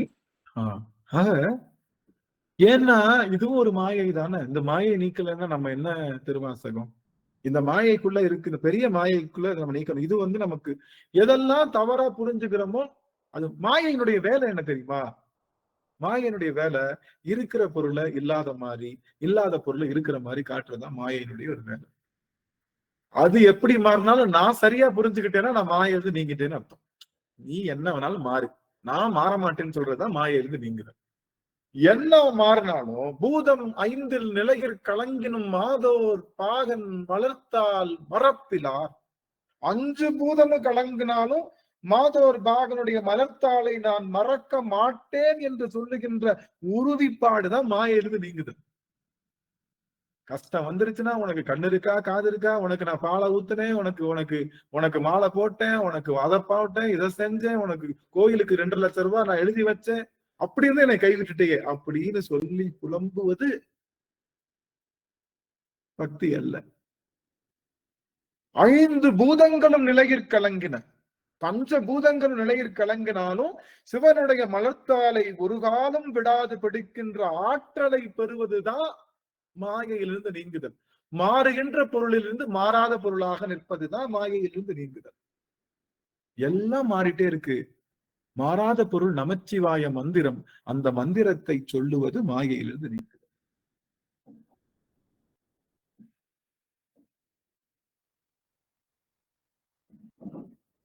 ஆக மாயை என்ற ஆற்றலை நீக்குவதற்காக சிவம் எழுந்தருளிய பெரும் காட்சிதான் நமக்கு இந்த விஷயம்.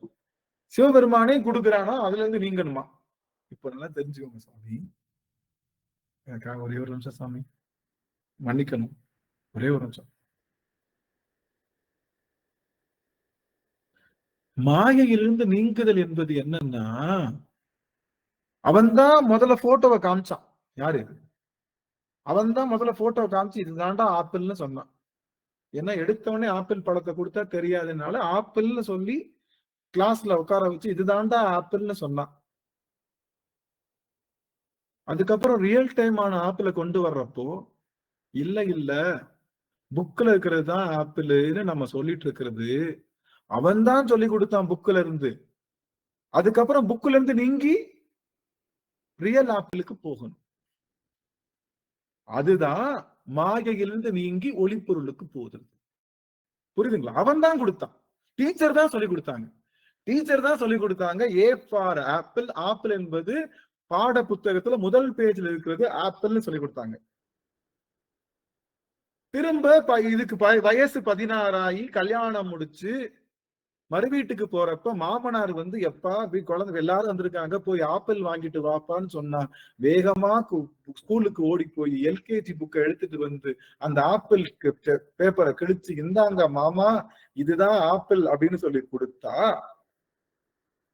அது எவ்வளவு அறிவுல விளக்கம் ஏற்பட்டிருக்கு அப்படின்றத பார்க்கிறோம். புரியுதுங்களா? அப்ப மாயையிலிருந்து நீங்குதல் என்பது புக்கு ஆப்பிள்ல இருந்து நீங்கணும். ஏன்னா புக்கு ஆப்பிள் தான் சொல்லி கொடுக்கணும். ஆனா எடுத்தோடனே அப்படித்தான் சொல்லி கொடுக்கணும்.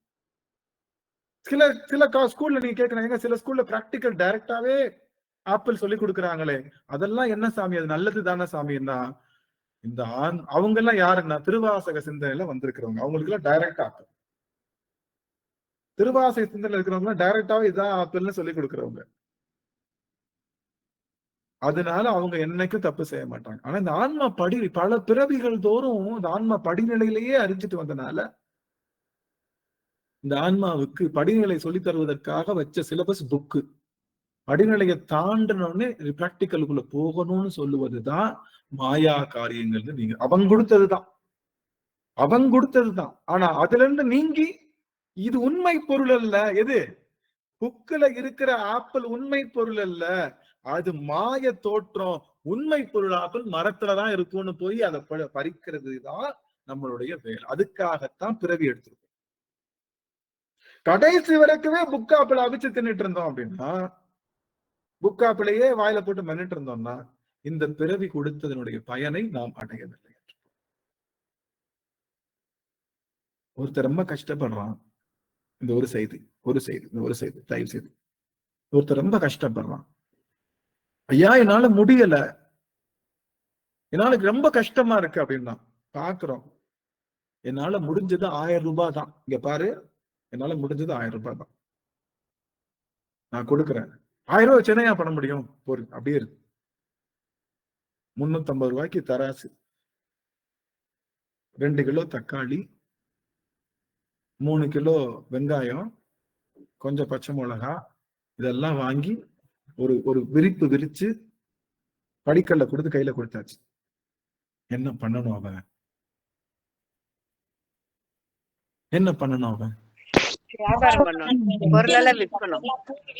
விற்கணும். அப்புறம் பெருக்கணும். திரும்பிய பொருட்கள் வாங்கி அதுல மறுபடியும் செய்துட்டு 25 வருஷம் கழிச்சு அவர் வர்றாப்படி. ஒரு 1000 ரூபாய் கொடுத்தாருல்ல, 1000 ரூபாய் கொடுத்தாருல, கவனிங்க, 1000 ரூபாய் கொடுத்தாருல்ல, அவர் 25 வருஷம் கழிச்சு அதே ரோட்ல வர்றாப்படி. அப்பையும் அதே 2 கிலோ தக்காளி, அதே 2 கிலோ வெங்காயம், அதே பச்சை மிளகா வச்சு அவன் வித்துக்கிட்டு இருக்கான்னா அவனை பார்த்து என்ன செய்வார்? அவன் யாரு?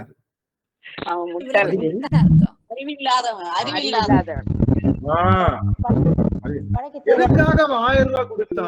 அந்த 1000 ரூபாய பெருக்கி நீ பெரிய ஆளா வரணும், கோடீஸ்வரனா வரணும், நீ 10 பேருக்கு அந்த வேலையை கொடுத்து பெரிய ஆளா வரணும்ன்றது கொடுத்ததுக்காகத்தான். அழிகின்ற பொருளை கொடுத்தது அழியாத பொருளை பெறுவதற்காக.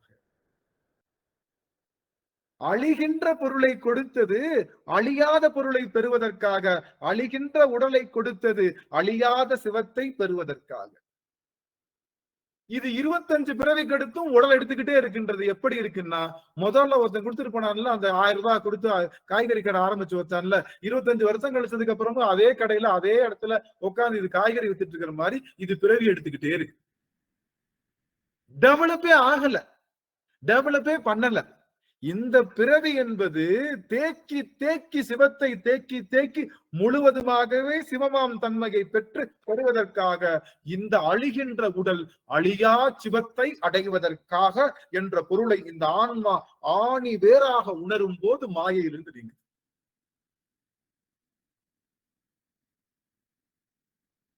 இது புரியாதவரை காய்கறிக்காரன் தான். இந்த அழிகின்ற உடலை வைத்து அழியாத பொருளை தேடணும் நினைக்கிறப்பவே செல்வந்தன் ஆயிடுச்சு. எதை சேர்க்கணும்னா அருளை சேர்க்கணும்.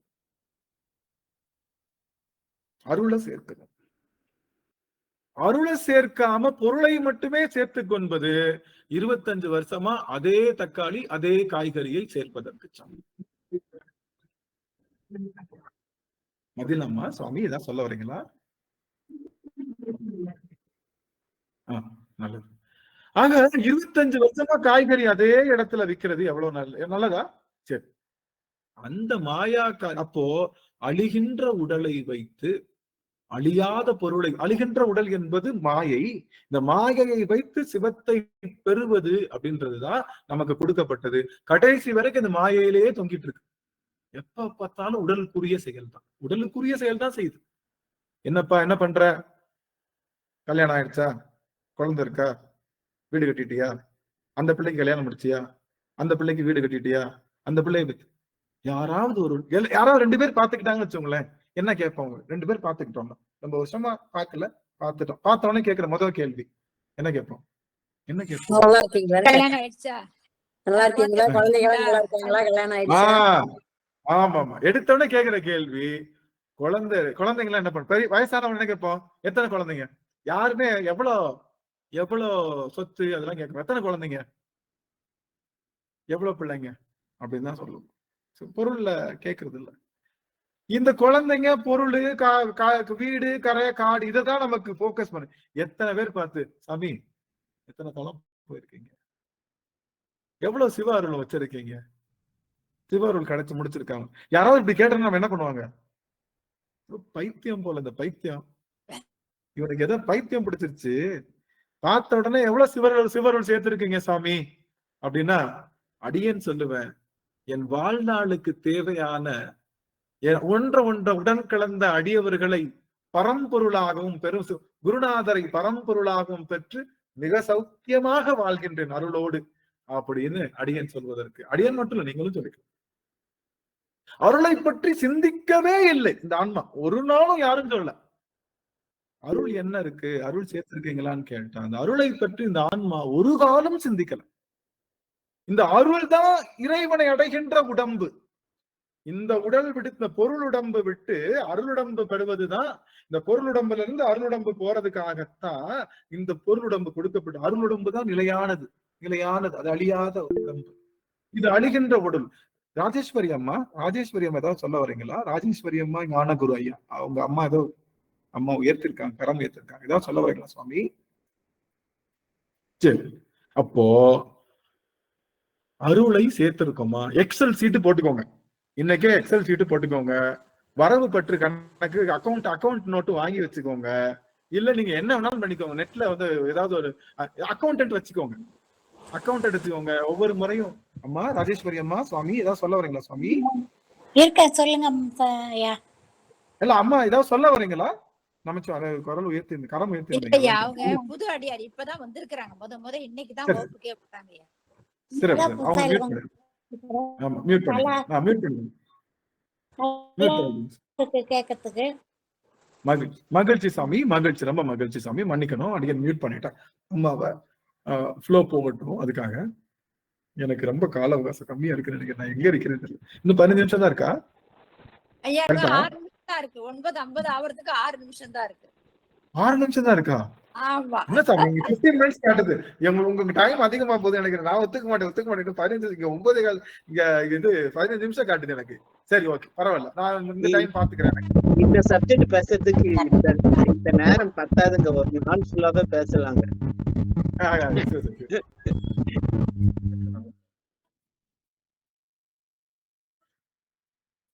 லேட்டா ஆரம்பிச்சதுனால மறுபடியும் டைம் எடுத்துக்கலாங்க ஐயா. அடியேன் செய்த தாவம், நல்லது சாமி, நன்றி.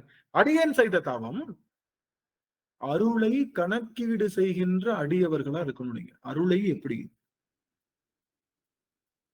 டேய் சரி, நாங்க ரெடி தான். அருள்னா என்னன்னு சொல்லிடுறேன், அதையும் சேர்த்துக்கிறோம். அருள்னா என்னன்னு சொல்லிட்டேன், நான் கிளியரா சொல்லிட்டேன். அதை நாங்க சேர்க்கறதுக்கு தயாரா தாண்டா இருக்கோம், ஒன்னும் பிரச்சனை இல்லடா. சொல்றேன், அருள்னா என்ன? அருள்னா எந்த எதிர்பார்ப்பும் இல்லாம குறைவில்லாம செய்கின்ற அன்பு, அவ்வளவுதான். ஒண்ணு கொடுக்க. அருள்னா என்னன்னா, நீங்க கொஞ்சம் கூட குறையாம கொடுக்கின்ற ஒரு பொருள், அது ஒரே ஒரு பொருள் தான் அன்பு என்ற ஒரு பொருள். அந்த அன்போடு நேத்து வருவான் அன்பு செய்வோம்ல, நான் சொல்லியிருக்கேன், ஞாபகம் இருக்கா? நம்ம அருள் என்பது எப்படி இருக்கும்னா, ஃப்ரெண்ட் ஒருத்தன் கால் பண்ணுவான், மச்சான் எனக்கு ஒரு 1000 ரூபாய் போட்டு விடு. ஓகே, போட்டு விட்டுருவோம். 1000 ரூபாய் தானே கேட்கிறான். அடுத்த மாசம் வேற 1000 ரூபாய் கேட்கிறான். என்னடா நச்சு பண்றேன், போட்டு விட்டு. 3வது மாசம் 1000 ரூபாய் கேட்கிறான், போட்டு விட்டு. ஏய் இங்க பாரு, இனிமே கேட்காத, சும்மா ஏதாவது. அந்த 4வது மாசம் கேட்கிறான், இங்க பாரு இல்லன்ட்டான். அவ்வளவுதான். என்ன உனக்கு கை கால் நல்லா தானே இருக்கு, எல்லாம் படிச்சிருக்கேல்ல, சம்பாரி, அதான் நல்லது அப்படின்னு சொல்லணும். சிவபெருமான் என்னைக்காவது ஒரு நாள் கருவறையில இருந்து இப்படி நம்ம கிட்ட சொல்றான்னு வச்சுக்கோங்களேன். கருவறையில இருந்து நம்ம கிட்ட சொல்றான், ஏடா கை கால் நல்லா தானே இருக்கு, உனக்கு எல்லாத்தையும் தானே கொடுத்து வச்சிருக்கேன், திரும்ப திரும்ப அதே பொருளை கேட்கறிய, அறிவில்ல அப்படின்னு அவன் கருவறையில இருந்து சொன்னா நடுங்கி போக மாட்டோம், சொல்லவே மாட்டான். கேக்குறியா? கேக்குறியா? இந்த வாங்கிக்க. வேண்டுவது ஈவான் கண்டா என்று சொல்லி வேண்டுகின்ற அத்தனையும் கொடுத்து ஆன்மாவுக்கு சொல்லிக்கிட்டே இருக்கான். அதுதான ஆற்றல், அதுதான அறிவு. அப்ப அவன்கிட்ட இருக்கிறதா அருள். அந்த அருள் போல எல்லாருக்கும் அன்ப குறைவில்லாம கொடுக்கிற நிலைப்பாடுக்கு வர கஷ்டம்தான். நமக்கு 2வது தடவையே கோவப்படுறது போல 7வது தடவை கோவப்படுகின்ற அந்த நிலையை இன்க்ரீஸ் பண்றோம்ல. முதல் தடவை அன்பு கொடுத்தோம், 2வது அன்பு கொடுத்தோம், 3வது அன்பு கொடுத்தோம். ஆனா என்னன்னு தெரியலங்க, நம்ம திருவாசந்தனை அடியவர் பெருமக்கள் மட்டும் அன்பு எத்தனை முறை பார்த்தாலும் சரி, எங்கெங்க பார்த்தாலும் சரி, டமால் டுபின் அன்பு பெருகி கொண்டே இருக்கிறது, குறைவதற்கு வாய்ப்பே இல்லை என்ற அளவில். அப்போ அளவில்லாத அன்பை எதிர்பார்க்கில்லாமல் பெருக்கிக் கொண்டே இருப்பதுதான் அருள். அந்த அருளை செஞ்சிருக்கோமா? ரொம்ப சிம்பிள். அருள் என்பது ஒரு அடியவருக்கு அன்பு செய்தல், அவ்வளவுதான். அந்த அன்பை செய்திருக்கோம்னா அருள் உடம்பு கால் வந்துருச்சுன்னு அர்த்தம். கால்வாசி அன்பு செஞ்சிருக்கோம்னா கால் வந்துருச்சு, அருள் உடம்புல கால் வந்துருச்சு. அரைவாசி அன்பு செஞ்சிருக்கோம் அப்படின்னா இடை வந்துருச்சு. 3/4 வாசி அன்பு செஞ்சிருக்கோம்னா கழுத்து வந்துருச்சு. முழு அன்பு செஞ்சோம்னா உருவமே வந்துருச்சு.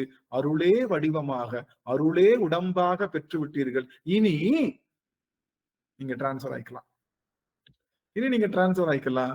அருள் உடம்பு அருள் இல்லார்க்கு பொருள் இல்லார்க்கு இவ்வுலகம் இல்லை, அருள் இல்லார்க்கு அவ்வுலகம் இல்லாகி யாங்கு. பொருளையே சேர்த்துட்டு இருக்கிய இந்த உலகம் தான் உனக்கு இனிமே. அருள் சேர்த்து வைப்பா. அருள் என்பது அந்த உலகத்துக்கு அருளை சேர்த்து வைக்கிறோமா அப்படின்ற கணக்க இன்னையில இருந்து கொஞ்சம் சேர்க்கலாம். இன்க்ளூடிங் நான் ஜனவரி 1 2ஆம் தேதி தானே இருக்கு, 3ஆம் தேதி தானே இருக்கு. இன்னையில இருந்து நமக்கு எக்ஸல் சீட் போட்டுடலாம், இன்னையில இருந்து ஒரு அக்கௌண்ட் போட்டுடலாம், இன்னையில இருந்து ஒரு நோட்டு போட்டுடலாம். நான் அருள் எப்பெல்லாம் செஞ்சேன் அப்படிங்கறத நோட்டு போட்டு, சாமி இந்த வருஷம் இவ்வளவு அருள் பண்ணிருக்கேன், எனக்கு கொஞ்சமாச்சும் ஒரு விரலாவது வந்துருச்சா சாமி அருள் உடம்புல?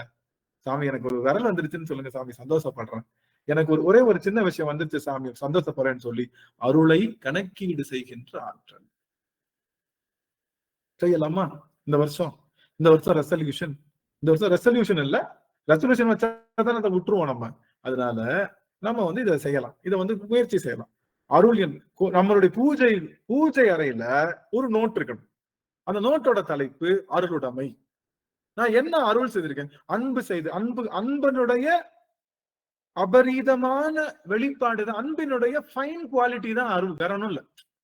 புரியுதுங்களா? அன்பினுடைய ஃபைனஸ்ட் குவாலிட்டி. நம்ம அன்பை எப்படி பண்ணுவோம்? அன்பினுடைய ஃபைனஸ்ட் குவாலிட்டினா என்ன? ஒரு நெய் பாக்கெட் வாங்க, நெய்யோட ஃபைனஸ்ட் ஏங்க இது முதல் ரக நெய்ன்னு சொல்லுவோம்ல, அந்த மாதிரி கலப்படம் இல்லாத அன்பு. யாரு நம்ம பிள்ளைக்கு மட்டும் அன்பு செஞ்சோம்னா அது கொஞ்சம் கலப்படம், பக்கத்து வீட்டுக்கார பிள்ளைக்கும் செஞ்சோன்னா கொஞ்சம் கலப்படமற்றது. யாருன்னே தெரியாதுங்க, என்னன்னு தெரியல, எனக்கு அன்பு வருது அவங்க மேல அப்படின்னா the finest quality of அன்பு, அவ்வளவுதான். the finest quality of அன்பு தான் அருளுடைமை. அதை செய்கின்ற ஆற்றலை தான் நம்ம பண்றோம். சரி, இவ்வளவு ஆரம்பிச்சிட்டோம், உள்ளுக்குள்ள போகலன்னா நல்லா இருக்காது, போயிடலாமா? எனக்காக பாடலாம். 9:50ங்கய்யா. 5 நிமிஷம் இருக்கு, 5 நிமிஷம் இருக்கு. 5 நிமிஷத்துக்கு நம்ம சூப்பரா பாத்துக்கலாம். ஒண்ணுக்குள்ள போகலாம். என்னன்னா 16வது பாடல் பாடலாம், இசைக்கலாம். ஓவிய செல்வி அம்மா அவர்கள் எழுந்தருளி இருக்காங்க. அம்மாவுடைய குரல் ஒலிக்கட்டும். 16வது பாடல் தென்போர் விடையான் என்ற பாடல் அம்மா பாடினோம் அப்படின்னு அடியன் திருவடி பணிகின்ற சிவாயிரம். வீடியோ ஆன் பண்ணி பாடுனீங்கன்னா பளிச்சுன்னு நம்மளுடைய யூடியூப்ல கிளியரா தெரியும். வாய்ப்பு இருந்தா பண்ணலாம். ஐயா தலைப்பு மட்டும் சொல்லுங்க. தலைப்பு நம்ம திருப்புவள்ளி சாமி, திருப்புவள்ளியில 16வது பாடல், திருப்புவள்ளி 16வது பாடல், தின்போர் விடையான் சிவபுரத்தார் போர் ஏறு. இல்லைங்க, திருப்புவள்ளி 13 தான் சாமி. 13வது 16வது பாடல், 16வது பாடல், 13வது பதிகத்துல 16வது பாடலாக காஞ்சனாம பாக்குறது ரொம்ப மகிழ்ச்சியா இருக்கு. நடராஜன் ஐயா தொடர்ந்து பாருங்க, எனக்கு அவ்வளவு சந்தோஷம். பிரேமா அம்மா, லோகன் ஐயா, சுசிலா அம்மா எல்லாத்தையும் பார்க்க முடியும். ஓவியா அம்மா கிடைச்சிருச்சுங்களா? பதிகம் கிடைச்சிருச்சுங்களா சுவாமி? மெதுவா பாருங்க, ஒன்னும் அவசரம். சிவபுரத்தார் போரேறு மண்பால் தூரையில் பிட்டமுது செய்தருளி தண்டாலே பாண்டியன் தன்னை பணி கொண்ட புண்பாடை பாடி நாம் பூவல்லி கொய்யாமோ பூவல்லி கொய்யாமோ. திருச்சிற்றம்பலம். நன்றி நன்றிங்க சுவாமி. அம்மாவை தொடர்ந்து சாந்தி ஆறுமுகம் அம்மா அவர்கள் இசைக்கலாம். திருச்சிற்றம்பலம். தின்போர் விடையான் சிவபுரத்தார் போரேறு மண்பால் மதுரையில் பிட்டமுது செய்தருளி தண்டாலே பாண்டியன் தன்னை பணி கொண்ட புண்பாடல் பாடி நாம் பூவல்லி கொய்யாமோ புண்பாடல் பாடி நாம் பூவல்லி கொய்யாமோ. சொக்கநாதா சொக்கநாதா மகிழ்ச்சி மகிழ்ச்சி. பிரேமாமா அவர்களுடைய குரலை அடியார்களா பக்கா சிவ சிவ சிவ சொக்கநாதா பிரேமாமா சுவாமி. தின்போர் விடையான் சிவபுரத்தார் போரேரே மண்பால் மதுரையில் பிட்டமது செய்தருளி தண்டாளி பாண்டியன் தன்னை பணி கொண்ட புண்பாடல் பாடி நாம் பூவல்லி கொய்யாமோம் புண்பாடல் பாடி நாம் பூவல்லி கொய்யாமோ. திருச்சிற்றம்பலம். நன்றிங்கய்யா. ரொம்ப மகிழ்ச்சி சுவாமி. மதிலாமா அவர்கள் குரல்ல கேட்கலாம்னு ஆசைப்படுறேன். நன்றிங்க சுவாமி. மதிலாமா உங்க குரல்ல சுவாமி உங்களுடைய வருஷம். திருச்சிற்றம்பலம். தின்போர் விடையான் சிவபுரத்தார் போரேறு மண்பால் மதுரையில் பிட்டமுது செய்தருளி தண்டாலே பாண்டியன் தன்னை பணி கொண்ட புண்பாடல் பாடி நாம் பூவல்லி கொய்யாமோ புண்பாடல் பாடி நாம் பூவல்லி கொய்யாமோ. சிவசிவ சிவசிவ சிவசிவ சொக்கநாதா. மகிழ்ச்சி மகிழ்ச்சி சாமி. ரொம்ப அருமையா நம்மளுடைய திருவாசக சிந்தனை அடியவர் பெருமக்கள் அருமையா பாடி அழைச்சிருக்காங்க. எல்லா அடியார்களுக்கும் வாய்ப்பு கொடுப்போம். இந்த மாதிரி எல்லாருக்கும் சுற்றுலா வரும். நீங்க பாடுறதுக்கு தயாரா இருந்தா மட்டும் போதும். எல்லாருக்கும் சமமான வாய்ப்புகள் நம்ம கொடுக்க இருக்கோம். ரொம்ப மகிழ்ச்சி. இந்த முறை நம்ம நல்லா பாடணும். பொன்முடி அம்மாவுக்கு வாய்ப்பு இருக்கு. இப்ப நான் ஒரு பாட்டு சொல்ல போறேன். யார் யாரெல்லாம் தேவாரம் கொஞ்சம் படிக்கணும் ஆசைப்படுறீங்களோ ரெடியா இருந்துக்கோங்க. உங்களுக்கு ஒரு பாட்டு இப்ப சூப்பரான பாட்டு வரப்போகுது. யார் நீங்க இந்த வட்டம் நல்லா ஃபர்ஸ்ட் தேவாரம் பாடுறீங்கன்னு பார்க்கலாம். போட்டி ஆரம்பம். தின்போர் விடையான். ஏண்டா மனசாட்சி இல்லையாடா உனக்கு? ஏண்டா 1.5 மணி நேரம் திருவாசக சிந்தனையில ஒரு மணி நேரம் 25 நிமிஷம் கதையை பேசிட்டு 5 நிமிஷம் சொல்லுவியா? இல்ல சாமி, இந்த வார்த்தைக்கு இதெல்லாம் பேஸ்மெண்ட். ஒரு வீடு கட்டுறோம்னா பேஸ்மெண்ட் ரொம்ப கிளியரா இருந்ததுக்கு அப்புறம் தான் கட்டணும். பேஸ்மெண்ட் இல்லாம கட்டுற வீடு நிலைக்காது. அது போல பேஸ்மெண்ட் தான் அவ்வளவு தூரம் போட்டுரும். கடைசி வரைக்கும் பேஸ்மெண்ட் போட்டு நினைக்காதீங்க. கண்டிப்பா வீடு கட்டிடலாம். ஒன்னும் பிரச்சனை இல்லை. கட்டிடலாம். இப்போ தின்போர் விடையான் நம்ம பார்த்தோம்.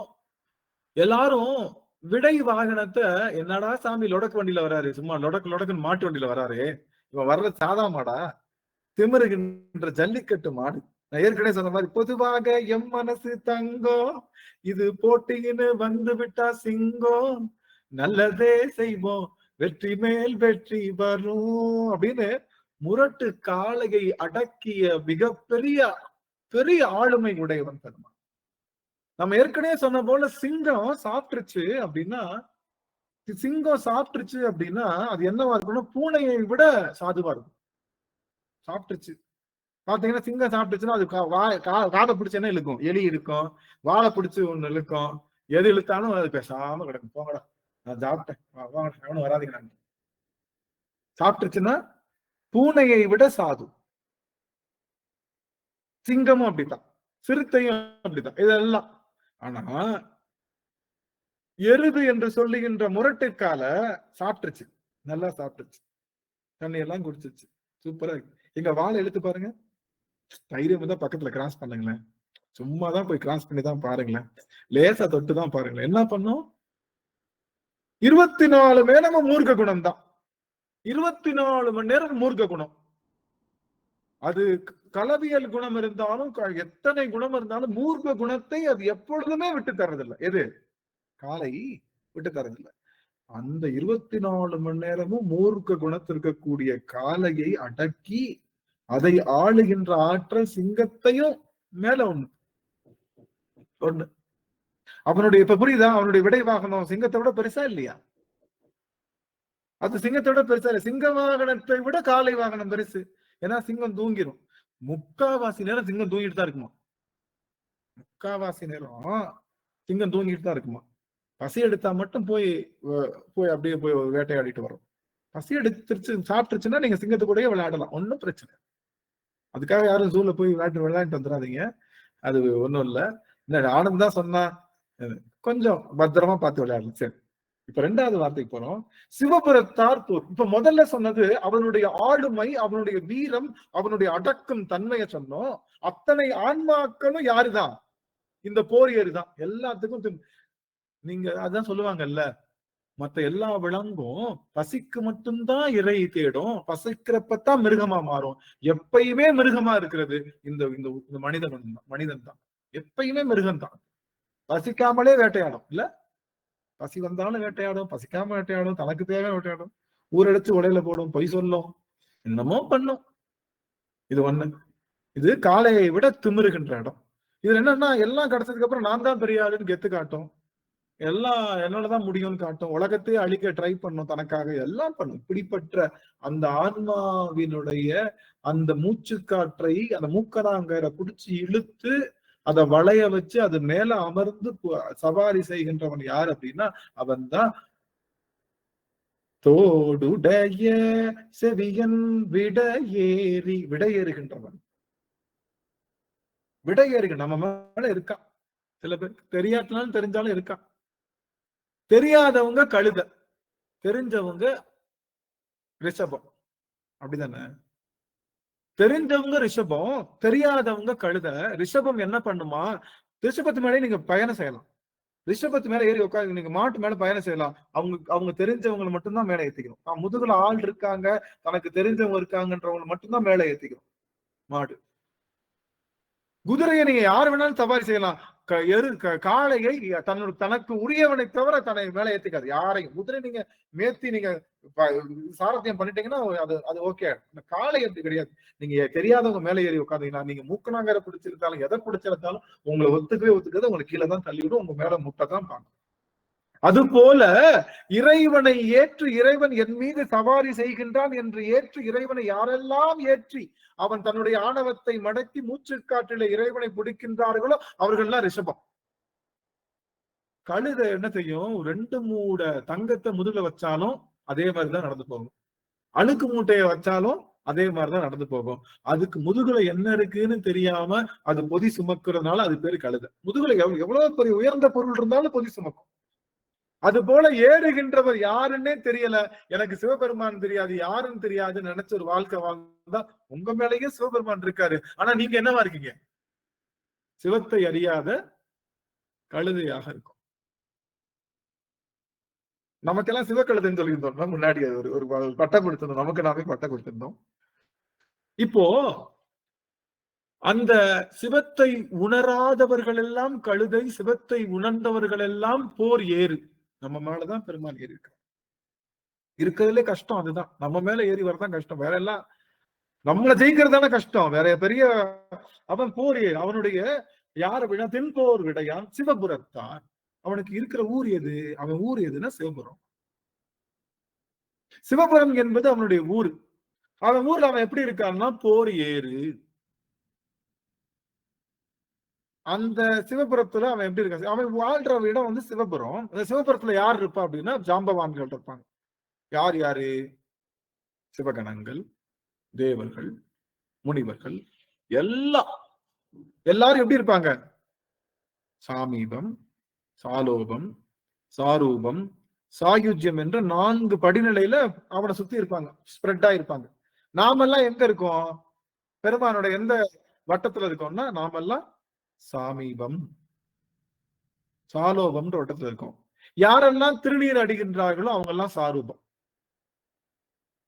திருநீரும் ருத்ராட்சமும் நீங்க அணிஞ்சிருக்கீங்க அப்படின்னா நீங்க எல்லாம் யாரு? சாரூபர்கள், சிவத்தினுடைய. ஏன்னா சிவன் நெத்தியில திருநீர் அணிஞ்சிருக்கா, நீங்களும் திருநீர் அணிகிறீங்க. அப்ப நீங்க எல்லாம் சாரூபம். யாரெல்லாம் இன்னைக்கு சாரூபமா இருக்கீங்க? நான் பார்க்கலாமா ஒரு நிமிஷம்? யாரெல்லாம் சாரூப நிலையில இருக்கீங்க? ஆக ஆக ஆக ஆக சொக்கநாதா, நம்ம எல்லா மடியாரி மக்களும் சாரூபம் தான். நெற்றி நிறைய திருநீர், உதடு முழுக்க பொன் சிரிப்பு. அவன் தானே பொன் சிரிப்பு கூடியவன். அவன் யாரு? அவன் யாரு? புன் சிரிப்புக்கே உடையவன் இல்லையா? அதனால புன் சிரிப்பும் நெற்றியில திருநீரும் மனதில் திருவைந்தெழுத்து இருக்கக்கூடிய அத்தனை பேரும் சாயுஜ்யம்னா அன்பவனுக்குள்ள இருந்தீங்கன்னா நீங்க எல்லாம் சாயுஜ்யம். சாயுஜ்யம் இருக்கா? சாயுஜ்யம் வந்துருச்சா இல்லையா? என்ன சாமி, என்ன சாமி சாயுஜ்யமா இருக்குமா? பேர் லேசா தலையாட்டுறாங்க, கொஞ்சம் தான் வந்திருக்கு போல. சரி, அதுதான் சாயுஜ்யம், அதுதான் சாயுஜ்யம். சரி, நல்லது. அப்போ இவங்க எல்லாம் சிவபுரத்தார், இவங்க எல்லாம் சிவபுரத்தார். அந்த சிவபுரத்தாருக்கு பெருமான் எப்படி இருக்கான்னா போர் ஏறு. ஏறுன்றதுக்கு சிங்கம் அப்படின்னு பொருள். ஏறுன்றதுக்கு சிங்கம் அப்படின்ற பொருள் இருக்கு. சிவபெருமான் யாருன்னா தேவர்களுக்கு சிங்கமா இருக்கா. தேவர்கள் சிங்கமே. பாட்டு பாடலாமா? பாட்டு பாடலாமா? முக்தா முக்தி தரவல்ல. யார் பாடுறீங்க? முக்தா முக்தி தரவல்ல முகில் மென்முளையால் உமை பங்கம் சித்தா சித்தி தீரம் காட்டும் சிவனே தேவ சிங்கமே.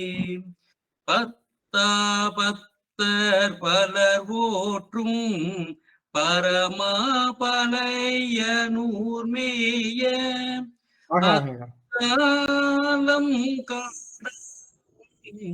அடியார்க்கும் அடியேனாவேனே. மகிழ்ச்சி மகிழ்ச்சி. தேவர் சிங்கமே. நடராஜன் ஐயாவுக்கு ஒரு வாய்ப்பு. ஏன்னா ஆண்கள் இன்னைக்கு முயற்சி செய்திருக்காங்க. நடராஜன் ஐயாவுக்கு ஒரு வாய்ப்பு கொடுக்கணும்னு நினைக்கிறேன். சுவாமி, உங்களுக்கு வாய்ப்பு பயன்படுத்திக்கலாமா? ஐயா கிட்ட புத்தகம் எடுத்துக்கிட்டீங்களா? முக்தா முக்தி தர பாட்டு எடுத்துக்கிட்டீங்களா சுவாமி? ஐயா பாடுகின்ற வரை நம்ம மற்ற ஐயா எடுத்துட்டீங்களா? அதிகம் எடுத்துட்டீங்களா? பாட்டு எடுத்துட்டு இருக்கிறாங்க, எடுத்துட்டு இருக்கிறாங்க. ராகவன் சாமி, ராகவன் சாமி அதான் கை வச்சிருக்காங்க. ராகவன் சாமி, சரி சரி சரி, திருவடி வணக்கம் சாமி. ஆஹா, சொக்கநாதா.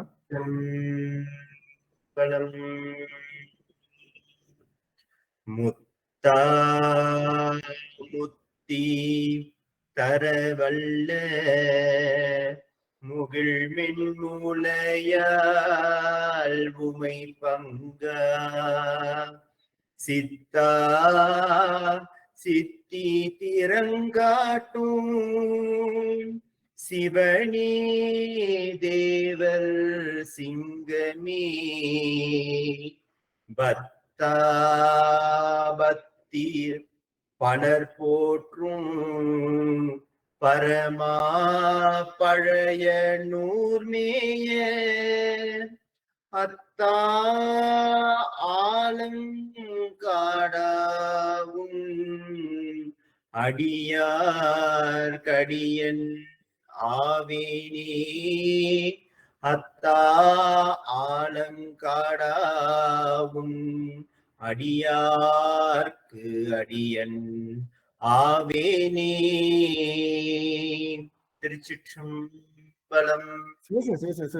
ஆகா, பழம் பஞ்சரம். ஆகா, அருமை அருமை.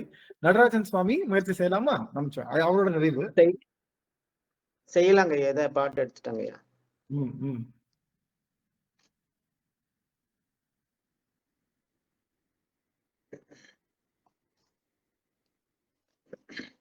திருச்சிற்றம்பலம். முத்தா முத்தி தரவல்ல முகில் மென்முளையால் உமை பங்காம். முத்தா முத்தி தரவல்ல முகில் மென்முளையால் உமை பங்காம். சித்தா சித்தி திறங்காட்டும் சிவனே தேவர் சிங்கமே. சித்தா சித்தி முத்தி திறம் காட்டும் சிவனே தேவர் சிங்கமே பக்தா பக்தர் பலர் போற்றும் பரமா பழைய நூர்மேய பக்தா பக்தர் பலர் போற்றும் பரமா பழைய நூர்மேய அத்தா ஆலங்காடாவும் அடியாக்கடியேன் ஆவேனே அத்தா ஆலங்காடாவும் அடியாக்கடியேன் ஆவேனே அடியாக்கடியேன் ஆவேனே. திருச்சிற்றம்பலம். நன்றிங்க சுவாமி, ரொம்ப மகிழ்ச்சி. இதுல சித்தா சித்தி திறங்காட்டும் சிவனே தேவர் சிங்கமே, தேவர்களுக்கெல்லாம் சிங்கமாக இருக்கின்றானாம் சிவபெருமான். தேவர்களுக்கெல்லாம் சிங்கம். சிங்கம்னா என்ன அர்த்தம்? சிங்கம் தன்னுடைய குழுமம் இருக்கு இல்லையா, தன்னுடைய குட்டிக்கு என்ன பண்ணும்னா தன்னுடைய லயன் ஷேர்னு சொல்லுவாங்க, கேள்விப்பட்டீங்களா? லயன் ஷேர் அப்படின்னு ஆங்கிலத்துல ஒரு வார்த்தை உண்டு. லயன் ஷேர்னா பெரிய பகுதின்னு சொல்லுவாங்க. லயன் ஷேர் அப்படின்னா பெரிய பகுதி. தனக்கு கிடைக்கின்ற பகுதிகள்ல பெரிய பகுதியை தன்னுடைய குட்டிக்கு கொடுக்கக்கூடிய ஆற்றலுடையது சிங்கம். அதனால அதுக்கு பெரிய பகுதின்னு சொல்லுவாங்க. அதனால சிவபெருமான் தனக்கு கிடைக்கின்ற அந்த இன்ப ஆற்றலுடைய பெரிய பகுதியை நமக்கு கொடுக்கிறவன், அதனால அவன் சிங்கம்னு சொல்லுவான். சிவபெருமானுக்கு 2 ஆற்றல் உண்டு. ஒண்ணு இன்பம் பெறுதல், இன்னொன்னு ஐந்தொழில் ஆற்றுதல். ஐந்தொழில் அவன் வச்சுக்கிட்டு தன்னுடைய இன்பத்தை மட்டும் தன்னுடைய குழந்தைகளாகிய அடியவர்களுக்கு தருகின்ற ஆற்றல் உடையனால அவன் தேவர்களுக்கெல்லாம் சிங்கம் என்று சொல்லுகின்ற ஆற்றல் உடையது. தேவர்களுடைய சிங்கமே, தன்னுடைய குழந்தை என்னைக்குமே கஷ்டப்படுத்தாது சிங்கம். அது போல இறைவன் சிவபுரத்தை, அவன் யாரு? அவனுடைய ஊர் எதுனா சிவபுரம். அவன் யாருன்னா சிங்கமா இருக்கான், அவன் பெரிய சிங்கமா இருக்கான். அப்படிப்பட்டவன் என்ன பண்ணான் அப்படின்னா, இத்தனை புஜ பல பராக்கிரம் நிறைந்த சிவபெருமான், எப்பொழுதுமே திமிருகின்ற காளையை அடக்கி தன்னுடைய ஆளுமையை காண்பித்த சிவபெருமான், தேவர்களுக்கெல்லாம் சிங்கமாக விளங்குகின்ற சிவபெருமான் என்ன செஞ்சான் தெரியுமா? அவன் என்ன செஞ்சான்? அவன் செஞ்ச காரியம் உங்களுக்கு என்னன்னு தெரியுமா? அவன் செஞ்ச காரியம் பேரருளாளன் என்ற தன்மையை விட்டு இறங்கி வந்தான். அவன் என்னெல்லாம் செஞ்சான் அப்படிங்கிறத நம்ம வருகின்ற அமர்வுகளை பார்க்க இருக்கிறோம். ஒரு செய்தி சொல்லி நிறைவு செய்யும். இறைவனுடைய திருவடி 2. நீங்க பாத்தீங்கன்னா இந்த ஒரு செய்திக்கு எல்லாரும் கண்டிப்பா ஆன் பண்ணிக்கலாம்.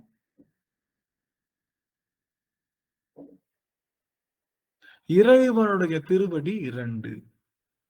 நீங்க ஐயா காமிச்சிருக்காங்க, ராகவன் ஐயா ஆடுகின்ற திருக்கூத்தை காமிக்கிறாங்க. நீங்க பாத்திருக்கீங்களா? நடராஜரை பாத்திருக்கீங்களா? என்னடா இது பைத்தியக்காரத்தனமான கேள்வி. அவனோடதான் வாழ்ந்துட்டு இருக்கோம் நாங்க. அவனை பார்த்திருக்கேன்னு சொன்னா நாங்க என்னடா சொல்றது? அவனோடதான் வாழ்ந்துட்டு இருக்கோம் நாங்க. பாத்தீங்கன்னா நல்லா கவனிச்சீங்கன்னா அவனுக்கு 2 திருவடி இருக்கும். ஆமா, 2 திருவடி இருக்கு. அவன் ஆடுறது என்ன ஆடுறான் அப்படின்னா, என்ன ஆடுறான்? கூத்துங்க.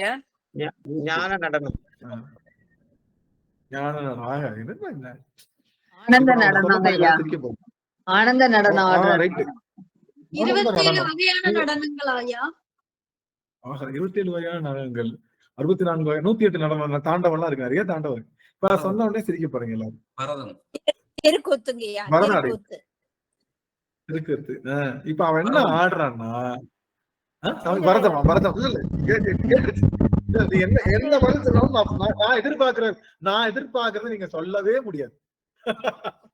அங்கதான் டெஸ்ட். நான் எதிர்பார்க்கறது நீங்க சொல்லவே முடியாது.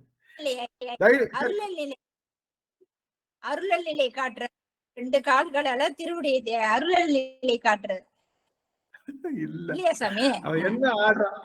எல்லாமே கரெக்ட். குழு கொடுங்க, குழு கொடுங்க. நார்மலா நம்ம விளையாடுறது, விளையாடுறது நார்மலா நம்ம விளையாடுறது.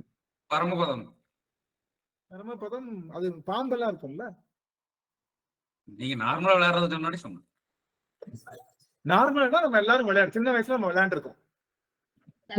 ஐயா ஐயா தாயம் பகடை கண்ணாமூச்சி ஆட்டமா சாமி? என்ன கல்லு வீசி எறிகிற விளையாட்டுங்களா? சரி, ஓகே, நானே சொல்லிடுறேன். ஓகே,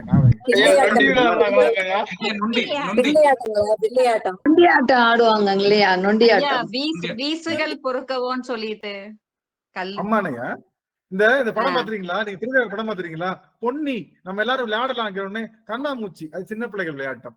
அப்புறம் சாவித்திரி அம்மா சொல்லுவாங்கல்ல, இது பழைய புளித்து போன ஆட்டம், இது பழைய ஆட்டம். அப்படி சொல்றப்ப நாங்க எல்லாத்தையும் நான் சொன்ன உடனே இதுதானே அவனுக்கு சொல்ல போறீங்க. அவன் ஆடுகின்ற ஆட்டம் உள்ளே வெளியே. அவன் ஆடுகின்ற ஆட்டம் உள்ளே வெளியே. உள்ளே வெளியே விளையாண்டுருக்கீங்களா? உள்ள வெளியே விளையாண்டுருக்கீங்களா? ஒரு கால் உள்ள இருக்கும், ஒரு கால் வெளியில இருக்கும். உள்ளே அப்படின்னா அந்த காலத்துக்கு இங்க வைக்கணும், வெளியேனா இந்த காலத்துக்கு விளையாண்டுருக்கீங்களா? உள்ளே வெளியே ஒரு 2 கட்டம் தான் இருக்கும். அந்த கட்டத்துல குதிச்சா உள்ளே, இந்த கட்டத்துல குதிச்சா வெளியே. ஒரு காலில் தான் நிக்கணும். ஆனா அது நொண்டி ஆட்டம் கிடையாது. அது பேர் உள்ளேன்னா அந்த கட்டம் மிதிச்சா உள்ளே, இந்த காலத்து தூக்கிடுவோம். புரியுது? விளையாண்டுருக்கீங்களா இல்லையா? உங்க எல்லாம் எப்படி பாக்குறீங்க?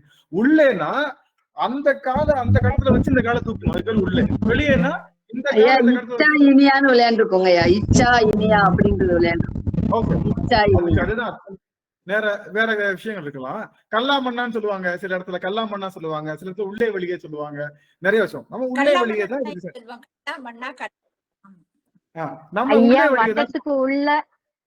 வட்டத்துக்கு உள்ள வட்டத்துக்கு வெளியிலன்னு சொல்லுவாங்க ஐயா. அப்ப அப்படியும் அது உள்ளே வெளியே. இப்ப பெருமான் ஆடுகின்ற திருக்கூத்து உள்ளே வெளியே. அவன் ஊன்றிய காடு உள்ள, அவன் தூக்கிய காடு வெளியே.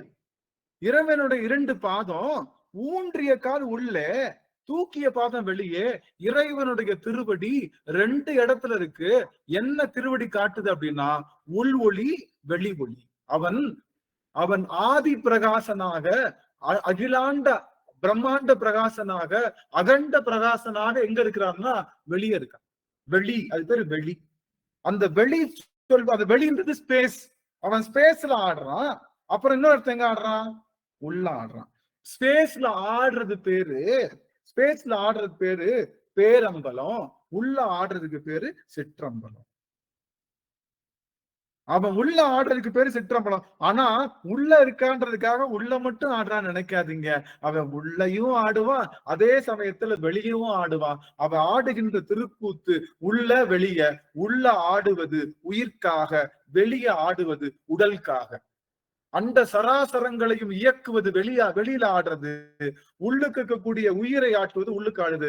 அவன் 2 திருவடியும் காட்டுவது உயிரையும் உடலையும் ஒரு சேர இயக்குகின்ற பெரும் ஆற்றல் உடையவன் சிவபெருமான். அவன் உள்ளதான் ஆடுறான்னு நினைச்சீங்கன்னா அப்படி இல்லை. வெளியதான் ஆடுறான்னு நினைச்சா வெளியில. வெளியில ஆடுபவன் யாருன்னா நடேசன். உள்ள இதய குகைக்குள்ள ஆடுபவன் குகேசன். ஆக ஊன்றிய திருவடி குருநாதர், தூக்கிய திருவடி சிவம். இறைவன் சிவமாகவும் குருமாகவும் வந்து இந்த ஆன்மாக்களுக்கு அருள் செய்து கொண்டே இருக்கு. அவன் பார்க்கிறப்பெல்லாம், அவன் திருவடியை பார்க்கிறப்பெல்லாம் உள்ளுக்குள்ள நின்று ஆடுறான், வெளியிலையும் ஆடுறான்.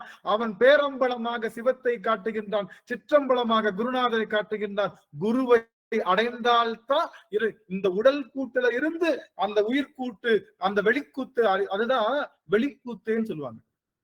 வெளிக்கூத்து அது என்னது? அந்த பாட்டு வரமாட்டேங்குது. வெளிக்கூத்து அது என்ன பாட்டு சாமி? யாராவது எடுத்துக்கோங்க. 11ஆம் திருமுறை.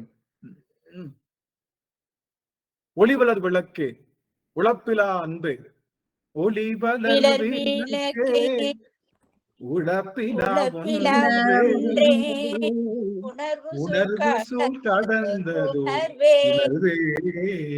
வெளிவளர் தெளிவளர் பழுங்கின் திரண்மணி குன்றே, சித்தத்தில் தித்திக்கும் தேனே, அலிவலர் உள்ளத்து ஆனந்த கனியே, அம்பலம் ஆடரங்காக வெளிவளர் கூத்து.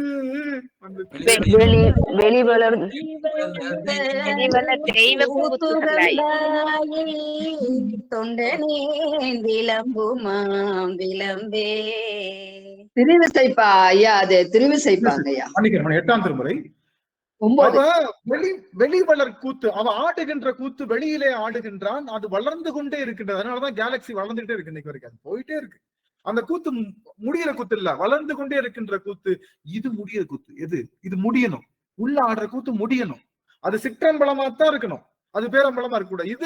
இது பெருகிக்கிட்டே இருக்கக்கூடாது, இது அப்படியே முடியணும். திருச்சிற்றம்பலம் என்று சொல்லும் போதெல்லாம் இந்த உடல் கூத்து இன்றோடு நிறைந்து வெளிக்கூத்து பேரம்பலத்துக்கு இந்த ஆன்மா செல்ல வேண்டும் என்று சொல்லுகின்ற பெரும் கூற்றை சொல்லுவது திருச்சிற்றம்பலம். திருச்சிற்றம்பலம் சொல்லும் போதெல்லாம் சின்ன இடமா ஆடி சின்ன இடத்துல இருந்து பெரிய இடத்துக்கு போறதுதான் என்னது நம்மளுடைய மிகப்பெரிய. ஆக சிற்றம்பலத்திலிருந்து பேரம்பலத்துக்கு இந்த ஆன்மா பயணிக்க வேண்டும் என்பதை ஒவ்வொரு முறையும் சொல்லுவது திருச்சிற்றம்பலம்.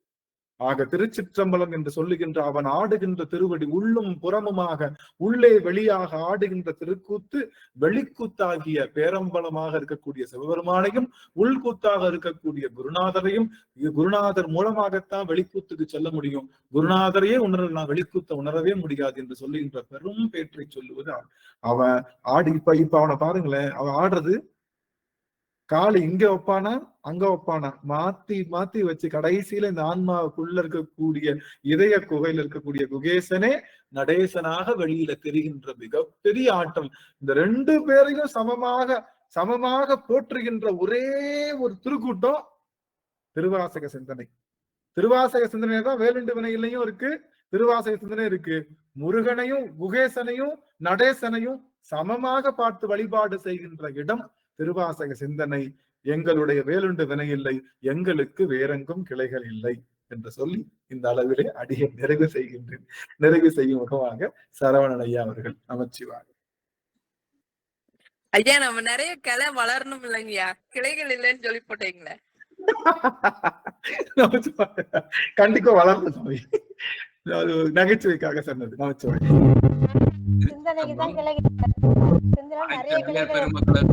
நம் குருநாதர் ஜார்ஜ் ஐயா புத்தாண்டு வாழ்த்து செய்தியை தெரிவித்துள்ளார். அதை அனைவருக்கும் இந்த நல்ல நேரத்தில் தெரியப்படுத்திக் கொள்கிறேன். திருச்சிற்றம்பலம். தென்னாடுடைய சிவனே போற்றி, எந்நாட்டவர்க்கும் இறைவா போற்றி. வான்முகில் வளாது பெய்க மலிவலம் சுரக்க மன்னன், கோன்முறை அரசு செய்க குறைவிலா உயிர்கள் வாழ்க. நான்மறை அறங்கள் ஓங்க நற்றவம் வேள்வி மல்க. மேன்மைகுள் சைவ நீதி விளங்குக உலகமெலாம். மேன்மைகுள் சைவ நீதி விளங்குக உலகமெலாம். திருச்சிற்றம்பலம், தில்லையம்பலம், பொன்னம்பலம். குருவாழ்க, குருவே துணை. அனைத்து அடியார் பெருமக்களின் திருவடிகளையும் மலரிட்டு மனமே மொழிகளால் வணங்கிக் கொள்கிறேன். சிவ சிவ சிவ சிவ. சொக்கநாதா சொக்கநாதா. அடியன் செய்த பெரு தவத்தினாலே இந்த அடியார் கூட்டங்களை அடியன் வாழ்வியல் தவங்களாகவே பெற்றிருக்கின்றேன். இந்த ஆண்டினுடைய முதல் திருவாசக சிந்தனை இறைவனுடைய நடனத்தினாலே ஆரம்பிக்கப்பட்டிருக்கு சொல்லி அடியார்களுக்கு ஒரு வாய்ப்பு தரும். அடியார்கள் தாங்கள் பெற்ற அனுபவங்களை ஓரிரு வார்த்தைகள்ல சொல்லி மகிழலாம். சிவாய நம. திருச்சிற்றம்பலம். அதாவது திருமுக தரிசனம் அம்மா, திருமுக தரிசனம் அம்மா, திருமுக தரிசனம் பிளீஸ் அம்மா, மன்னிக்கணும் ஐயா. சிவாய நமங்கய்யா. அனைத்து அடியார் திருவடி வணங்கிக்கிறேங்க. இந்த பாட்டு முடிகிற நேரத்துலதான் வந்தங்கய்யா. அதாவது நம்ம நடராஜர் திருமேனியை பார்க்கும்போது பூவள்ளி போட்டோம்னா நமச்சிவாயங்கிற அந்த உருவம் தான் திருமேனி அப்படிங்கறது சொல்லியிருக்கீங்க. இன்னைக்கு ஊன்றிய திருவடி குருநாதரும் தூக்கிய திருவடி சிவனாவும் பார்க்க சொல்லி அடுத்த படிநிலைக்கு இன்னைக்கு அதை சிந்திக்கிறோங்க. இன்னைக்கு அவ்வளவுதான் அடியனுக்கு புரிஞ்சுதுங்க. சிவாய நம்ம. அனைத்து அடியார் மகிழ்ச்சி சாமி. சாமி ராகவனையா நமச்சிவாய். சாருமதி அம்மா, சாரி அம்மா, அம்மாவுக்கு வாய்ப்பு கொடுங்க. சாருமதி அம்மா சுவாமி. ஐயா திருவடி வணக்கங்க ஐயா. அனைத்து அடியாருக்கும் திருவடி வணக்கங்க ஐயா. ஐயா ஃபர்ஸ்ட் நான் லாஸ்ட் 2 இது நான் ரொம்ப முக்கியமா சொல்லணும்னு நினைக்கிறேங்க ஐயா. அளவில்லாத அன்பை பெறணும்னா எந்த எதிர்பார்ப்பும் இல்லாம நம்ம அதாவது நமக்கு கொஞ்சம் புகழ் வந்துட்டா கூட என்ன வந்துருதுன்னா நம்ம கூடவே அந்த ஆணவமும் அந்த பொறாமை எண்ணமும் நமக்கு கொஞ்சம் கூடவே வந்துருது. அதை நம்ம நீங்கி அருள்நிலையை பெறணும்னா அந்த ஆணவம், அந்த அன்பு, அதெல்லாம் வந்து நம்ம செய்யணும்னு சொன்னீங்க ஐயா. அது வந்து காலையில கூட திருமூலர் திருமந்திரம் படிக்கும் போது நான் ஈசன் இதுல வந்து நான் உணர்ந்தேங்க ஐயா. நான் அதுல அம்மா சொன்னாங்க, பிரேமம்மா சொன்னாங்க, நம்ம கொஞ்சம் நமக்கு புகழ் வந்துட்டா கூட அந்த ஆணவத்தையும் அந்த பொறாமையினையும் நம்ம விட்டா மட்டும்தான் நம்ம அந்த சிவபெருமானோட அருளை வந்து நம்ம முழுமையா நம்ம பெற முடியும் அப்படின்னு அது உணர்ந்தேன் நானு. அப்புறம் வந்து சிவபெருமானோட ஆடல் இது பத்தி சொன்னீங்க ஐயா. சிவபெருமான் வந்து உள்ளே வெளியே அது பாதத்தை வச்சு இது பண்ணிட்டு இருக்காங்கன்னு சொன்னீங்க. உள்ளே உள்ள ஒளி வந்து திருச்சிற்றம்பலம், அத வந்து நம்ம உயிர்க்காக ஆடுறாரு. வெளியே உள்ள அந்த பாதம் ஆடுறது வந்து வெளியே அகண்ட பிரகாசமாக அந்த இது தெரியுதுன்னு சொன்னீங்க ஐயா. அது வந்து பேரம்பலம் அப்படின்னீங்க. அது வந்து உடலுக்காக ஆடுறாருன்னு சொன்னீங்க ஐயா. உள்ளத்தில் ஆடுவது வந்து முடிய வேணும், நம்ம அதை வந்து கடைசியா முடிச்சுக்கணும். ஆனா அந்த பேரம்பல உடல் இந்த இப்படி ஆடுற உடலையும் உயிரையும் சமமாக இருக்க வந்து அவர் வந்து ஆடிட்டு இருக்காருன்னு அதை சொன்னீங்க ஐயா. ஆடி அந்த அருள்நிலையை வந்து பெறணும்னு சொன்னீங்க ஐயா. திருச்சிற்றம்பலம். மகிழ்ச்சி சுவாமி. நன்றி ராகவன் சுவாமி.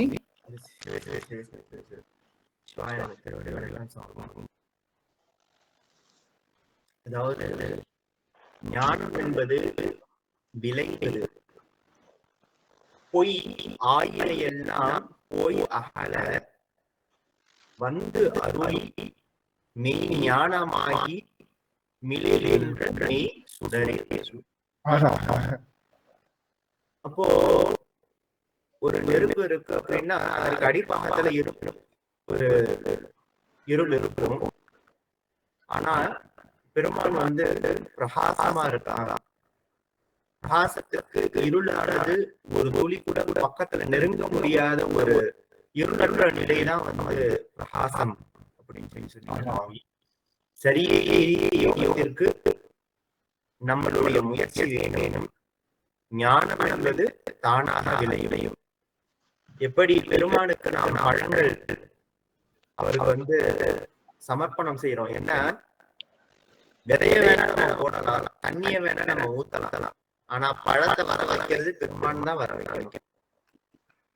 அப்போ அந்த பழமானது ஞானத்தினுடைய விளைவு அப்படின்னு சொல்லி ஒரு விஷயம் சொன்னீங்க. இது வந்து ஒரு கோயின்சிடென்ஷியலா வேலூர் விடையிலே லிங்க்ல இருந்து வந்ததுனால என்னன்னு தெரியல. இன்னைக்கு வந்து சிவபெருமானியும் முருகப்பெருமானியும் வந்து அதாவது 23 நிகழ்ந்த ஒரு விஷயமா தான் அப்படின்னு பாக்குறேன். அதாவது இந்த ஆன்மா வந்து எப்பொழுது பெருமான வந்து குமரனா பாக்குறாரோ அப்ப அந்த கால் வரும், குருநாதரா பாக்குறாங்களோ முக்கால் வரும், சிவமா பாக்குறாங்களோ முழுவதுமாக அந்த ஞான நிலை வரும் அப்படின்னு சொல்லி சொன்னீங்க. அடியனுடைய அனுபவம், அடியனுடைய சிந்தனைக்கு ஏற்பட்ட அனுபவம் முருகப்பெருமான மட்டும் இல்ல, நமக்கு தோன்றுகின்ற எல்லா விஷயத்தையும் எப்பொழுது நாம சிவமாக பார்க்கின்றோமோ அப்பொழுது விளைவது ஞானம் அப்படி அந்த ஒரு அனுபவம் சுவாமி. அதற்கப்புறம் அருளை சேர்த்தால் அருளை நமக்கு வந்து பொருள் சேர்க்கிறதுனால எதுவுமே ஆக போறது கிடையாது. நமக்கு பிறவி நீக்கம் வேணும் என்றால் அருளை சேர்க்க வேண்டும். அப்பொழுது அன்பு, கருணை, அருள் அப்படின்னு சொல்லி 3 விஷயம். நமக்கு தெரிஞ்சவங்களுக்கு நாம செய்யக்கூடிய ஒரு கேர் அது வந்து அன்பு. நம்மளை சுற்றி உள்ளவங்களுக்கு, நம்ம குடும்பத்துல எனக்கு பிளஸ் என்னுடைய ஃபேமிலிக்கு செய்யறது அன்பு. என்னுடைய சுற்றத்தாருக்கு, என்னுடைய நண்பர்களுக்கு, என்னுடைய கூட வேலை செய்யறவங்களுக்கு அவங்களுக்கு ஏதாச்சும் ஒரு கஷ்டம், அவங்களுக்கு ஏதாவது ஒரு இது அப்படின்னா அப்ப செய்யறது வந்து கருணை. எனக்கு யாருன்னே தெரியாது, எங்கேயோ ஏதோ ஒரு ஊர்ல ஏதோ ஒரு இவன் ஒரு நாய் கடிப்பட்ட கால் உடைஞ்சிட்டனால என் கண்ணுல தண்ணி வருது அப்படின்னா அது வந்து அருள்நிலை. அதனால வாடிய பயிரை கண்ட போதெல்லாம் வாடினேன் என்று வள்ளலார். அதனாலதான் அந்த ஒரு வார்த்தை இங்க சொல்ல வேண்டியது ரொம்ப கடமைப்பட்டிருக்காங்க. அருள் பிரகாச வள்ளலார்னு அவருக்கு பேரு. அருள் கொண்ட பிரகாசனுடைய வள்ளலார். அப்படிங்கிற அந்த ஒரு கருணை. எதனால ஆடிய பயிரை கண்ட போதெல்லாம் ஆடினவர். ஒரு கடைசியா சொன்னது இறைவன் ஆடுவது உள்ளே வெளியே ஆட்டம். ஊன்றிய திருவடி குகனுக்காக உள்ளது, குகேசனுக்காக உள்ளது. இந்த ஆன்மா உயிர் பொருட்டு பெருமான் தன்னுடைய காலை ஊன்றி ஆடுவாரு. தூக்கிய திருவடி இந்த உடல், இந்த உலகம் உயிர் பொருட்டு, இந்த உலகத்தை காக்கும் பொருட்டு நடேசனாக பேரம்பலமாக ஆடுவார். கடைசியா சொல்ல விஷயம், எடுத்துக்கொள்ள வேண்டிய விஷயம் என்னன்னா, திருச்சிற்றம்பலம் அப்படின்னு சொல்லி நம்ம சொல்றோம் அப்படின்னா, அந்த ஆட்டம் முடிவுக்கு வரும். அந்த ஆட்டம் தொடங்கிய ஆட்டம் நிறைவு பெறும். பெருமானுடைய திருவடி தரிசனம் கிடைக்கும், குருநாதருடைய திருவருள் கிடைக்கும். பேரம்பலத்துக்கு முடிவு கிடையாது. சிற்றம்பலத்துக்கு தரிசனம் இது உண்டு, முடிவு உண்டு. திருச்சிற்றம்பலம் என்று சொல்லும் பொழுது இந்த ஆன்மாவானது பெருந்துறை ஆக இந்த நிலையிலிருந்து மேலுள்ள நிலைக்கு குருநாதர் அவரை எடுத்து செல்வார் என்கின்ற அந்த பெரிய கருத்து.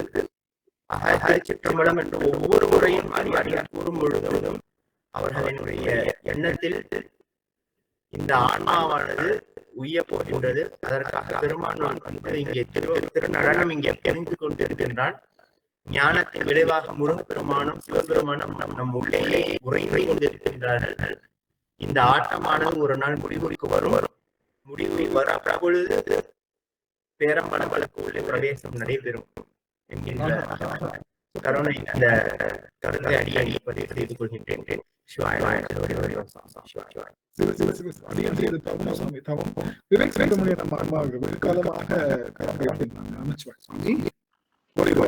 நம்ம திருச்சிற்றம்பலம் திருவடி வணங்குறாங்க.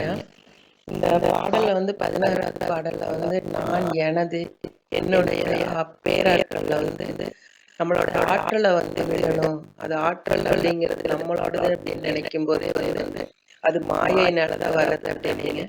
இந்த மாயை வந்து நம்மள என்ன பண்ணுவோம்னா, அது மூர்க்கமான குணத்துல கொண்டு போய் விடுது. அதாவது பதி பசு பாசத்துல வந்து பாசம் வந்து இருள், நம்ம அறிவை மறைச்சிட்டு இருக்கிற இருள் வந்து ஆணவ மலம். ரெண்டாவது நம்ம அறிவு நம்ம வந்து மனசுல நம்ம உடம்பு அளவுல இன்னைக்கு இருக்குங்கிறத விட்டுட்டு இப்ப அறிவு அளவுல நம்ம சிந்திச்சுக்கிட்டு இருக்கோம். இருள் அப்படிங்கிறது நம்ம அறிவுதான் மறைச்சுக்கிட்டு இருக்கு. அதுக்கு ஒரு இருள்ல இருந்து வெளியில வர்றதுக்கு ஒளிப்பொருள் வந்து சிவம். சிவம் வந்து நம்ம மேல கருணைப்பட்டு 3 நிலையில இருந்து கேவலம் முழு இருள்ல இருந்ததுக்காக நம்ம அணுக்கரண போனம் ரோகத்தை கொடுத்து இதை வந்து நம்மளோட ஆற்றலையும் நம்மளோட உலகில சிக்கி நம்ம இதை வீணா போகாத இதுல இருந்து சிவத்தை உணர்வதற்காக தான் கொடுக்கப்பட்டது. அதனாலதான் வந்து நம்மளோட அறிவு வந்து சொன்னீங்க 3, அதாவது அறிவித்தால் அறியும், படிநிலையில் அறியும், ஏகதேசமாக அறியும். நம்மளால முழுமையான பொருளை வந்து நம்மளுக்கு சிவம் உணர்த்தாத அந்த பதிகரணத்தை வச்சு பசுகரணத்தினால நம்ம அறிய முடியாது. அந்த அறியாத காரணத்தினால நம்மளுக்கு எல்லாமே இந்த அறகுறையா இருக்கிற அறிவை வந்து நம்ம பேராற்றல்னு நினைச்சிட்டு நம்ம வந்து சிங்கத்தையும் காலையும் வந்து நீங்க ஒன்றுபடுத்தி சொன்னீங்க. ஒரு பசி தாங்க முடியாத பசி காரணமாக அது சங்கிலி தொடர்பா அது ஒரு விலங்கு கொன்றுதான் அதோட உணணுங்கிறது விதி சிங்கத்துக்கு. ஆனா காளைக்கு வந்து அப்படி கிடையாது. உணவு தனியா இருக்கு, சாத்வீகமான உணவா இருந்தாலும் அதோட குணம் பார்த்தா மூர்க்கமா தான் இருக்கும். அது உணவு உண்டுட்டு இருந்தாலும் சரி, அது உணவு கிடைக்காத வேலையா இருந்தாலும் சரி, ஒரு காளமாட்டை போய் நம்ம தொட்டாலும் அது பக்கத்துல போனாலும் அதோட மூர்க்கத்தனத்தை தான் நம்ம கிட்ட வெளிக்காட்டும். அந்த மாதிரி மனநிலையில தான் நம்ம வந்து முழு ஆற்றல் நம்மளுக்கு இருக்கிற மாதிரி நினைச்சிட்டு நம்ம அந்த பேராற்றல்ல வந்து உலகில சிக்கி இந்த மாயத்திலிருந்து வெளியில வர நான் என்னோடது என்னால ஆனதுங்கிற ஒரு நிலையிலேயே நம்ம நின்றோம். அதுல இருந்து வெளியில வரணும். அதுக்கு வந்துதான் வந்து சாமி வந்து முருகனாவும் வர சிவமாவும் நிக்கிறாங்க. அது வந்து பிரணவம் அப்படிங்கிறதுல வந்து முருகனை சொன்னீங்க. பிரணவ பரம்பரையில வந்து விளங்குறதுக்காக ஞானத்தை நம்ம அறிவு நிலையில இருக்கிற இருளை போக்குறதுக்காக தான் வந்து சாமி பலனமலையில வந்து பலத்துக்காக நிக்கல. ஞான பலம் அப்படிங்கிறது நம்மளோட அறிவு நிலையில கணியணும் அப்படிங்கிறதுக்காக தான் வந்து பிரணவ பரம்பரையை உருவாக்குறதுக்காக வந்ததுதான் வந்து முருகன்ல இருந்து அகத்தியர்கிட்ட, அகத்தியர்ல இருந்து நக்கீரருக்கு, நக்கீரர்ல இருந்து அருணகிரிநாதருக்கு, அருணகிரிநாதர்ல இருந்து நம்ம வாரியார் வந்து வாரியார்ல இருந்து இன்னைக்கு வரைக்கும் உங்க மூலியமா நாங்க அனுபவிக்கிற வரைக்கும் இந்த பிரணவ பரம்பரையில கொண்டு வந்து சேர்க்கறதுக்காக தான் பழனி மலையில வந்து தண்டாயுதம் தாங்கி சாமி வந்து நிக்கிறான் அப்படிங்கறத சொன்னீங்க. திருத்தணியில வந்து நம்ம பிறவியை தணிக்கிறதுக்கு வேண்டி பிறந்து பிறந்து பிறந்து பிறந்து இழைச்சு போய் இருக்கிற நம்ம வந்து இது வேண்டாம் அப்படிங்கிற எந்தெந்த ஆன்மா விரும்புதோ அந்தந்த ஆன்மாக்கு எல்லாத்துக்குமே சாமி வந்து அணைச்சுக்கிறான், தணிக்கிறான், அவனோட திருவடி தர்றாங்கிற நிலையில இழைக்கிறது தான் வந்து திருத்தணி மலையில இழைக்கிறாரு அப்படின்னு சொல்லிட்டு திருத்தணிக்கு உண்டான சொன்னீங்க ஐயா. சிவன் முருகப்பெருமான் எங்க தண்டாயுதம் தாங்கி நிக்கிறானோ அங்க பூரா வந்து நம்மளோட ஆன்மாவில இருக்கிற நம்ம ஆன்மா அறிவுல இருக்கிற இருளை போக்குறதுக்காக தான் வந்து அவன் ஞானமா நிக்கிறான் அப்படிங்கிற செய்தியை சொன்னீங்க. அதனால வந்து நம்ம இந்த உடல்ல தனு கரண பூண போகத்தை நம்மளுக்கு கொடுத்தது அழிகின்ற பொருளை கொடுத்து அழியாத பொருளாகிய அவனோட திருவடியை அடையணும், அவனோட பேரின்பத்தை அடையணும் அப்படிங்கிறதுக்காக தான் வந்து நம்மளோட பசு கரணங்களை எல்லாம் திருவருளோட மாற்றி சிவத்தைக்கு போய் அடையறதுக்கு உண்டான வழிக்காக தான் நம்மளுக்கு கொடுத்துருக்கான் அப்படிங்கிறதுனால நம்மளுக்கு இந்த பேராற்றல் அப்படிங்கிற மாயையிலிருந்து விலகி வந்து நம்ம அருள் உடல் பெறணும் அப்படின்னா அதுல எதுவுமே இல்லை. எல்லா உயிர்களிடத்தையும் நம்ம வந்து ஒரு வேறுபாடு இல்லாத குறைவில்லாத அன்பு செலுத்தி எல்லாமே கூறிய கடமை அப்படிங்கிறத எல்லாருக்குள்ளே சிவம் இருக்காரு அப்படிங்கிறத வந்து உணர்ந்து நம்ம அன்பு நம்ம குறைவில்லாத அன்பு செலுத்துறது மட்டும்தான் நம்மளுக்கு வந்து அருளை பெறுவதற்கு உண்டான அருளிலிருந்து திருவடிக்கு செல்வதற்கு உண்டான வழி அப்படிங்கிறத சொன்னீங்க. அதுக்கு ஒரே வழி ஓம் நமச்சிவாயங்கிற மந்திரத்தை சொல்லிட்டு எல்லா உயிர்களிடையும் நம்மளோட மூர்க்கத்தனத்தை பூரா அந்த அலைப்பாயிர எண்ணத்தை பூரா எல்லாத்தையுமே விட்டு சிவன் எப்படி போர் எப்படி இருக்குமோ அவர் எப்படி அந்த மூக்கனாங்க இங்க போட்டு அதை அடக்கி அந்த விடை மேல ஏறி அமர்ந்து வர்றாரோ அந்த மாதிரி நம்ம பிரணவங்கிற மந்திரத்தை உச்சரிச்சுக்கிட்டு நம்மளோட மூச்சக்காத்தை வந்து நம்ம சரி பண்ணிட்டு மூச்சக்காத்தை சரி பண்ணும் போது அலைப்பாயிர இந்த மாயையில சுத்தி சுழந்துட்டு இருக்கிற மாயையில வேறாற்றல்ல இருந்து மனசு விலையில அடிமைப்படுத்தி அந்த அடிமைப்படுத்தி சிவத்தோட அடையணும் அப்படிங்கறத ஒரு நிலைப்பாட்டுக்கு நம்ம வரணும் அப்படின்னம்னா மந்திரத்தை சொல்லி அன்பு கருணை காட்டி எல்லா உயிரிடத்திலும் அன்பு செலுத்திட்டு வரும்போது நம்மளுக்கு சாமியோட திருவடி வெளியில தெரியிட பேரம்பலமா இருக்கிற அண்ணன் பெருவழியில ஆடிட்டு இருக்க திருக்கூத்த கண்ணுக்கு முன்னாடி பார்த்துக்கிட்டு இருக்கோம். அதை வந்து அப்படியே நம்ம உள்ளுக்குள்ள வந்து சாமியோட திருவடி உள்ளாடுற திருவடியை நம்ம பார்க்கலாம். உள்ளாடுறது வந்து நம்மளுக்கு குருநாதரா வர்றதும் வெளியில வந்து ஆடுற திருவடி வந்து நம்மளுக்கு வந்து பேரம்பலத்துல சாமி வெளியில ஆடுறது பார்க்கறது ரெண்டுமே வந்து குருவருள் மூலியமா திருவருளை கொண்டு சேர்த்தோம் அப்படிங்கிற நிலைப்பாட்டை வந்து இன்னைக்கு நீங்க திருவடி அப்படிங்கறத வந்து சொல்லிருக்கீங்க. ஏன் இந்த மனத்தை அடக்கணும் அப்படின்னா மந்திரத்தை சொல்லி சிவ கருணை புரிஞ்சு சிவ வழிபாடு பூவள்ளி போட்டு நம்ம சிவ வழிபாடு பண்ணிட்டு வரும்போது உள்ளாடுற திருவடியும் உணரலாம், உள்ளாட திருவடியை உணர்ந்து அவனை சித்தம்பலத்துல இருக்கிற இறைவனை உணர்ந்து அண்ணன் பெருவெளியா இருக்கிற சொரூப லக்கணமா இருக்கிற நம்ம சிவபெருமான் திருவடியை கொண்டு போய் அவளோட பாக்கி அதுல கொண்டு போய் நிலைநிலைத்துறது வரைக்கும் இன்னைக்கு நீங்க சொல்லியிருக்கீங்க. சிவாய நம்ம திருச்சிற்றம்பலங்க திருவடி வணங்குற ரொம்ப நன்றிங்க ஐயா.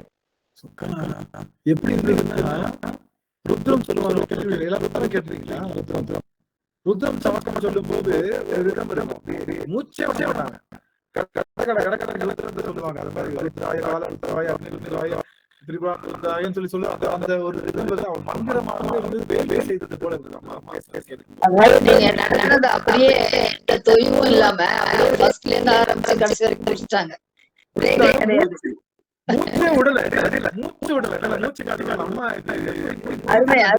ரொம்ப நல்லா இருந்துச்சு, நல்லா இருந்தது. மழை நல்ல அருமையான மழையில ஊருக்கு மழை பெஞ்சுனாலும் கண்டாத மாதிரியே ஒரு அழகு தெளிவு எல்லாமே வந்துச்சு.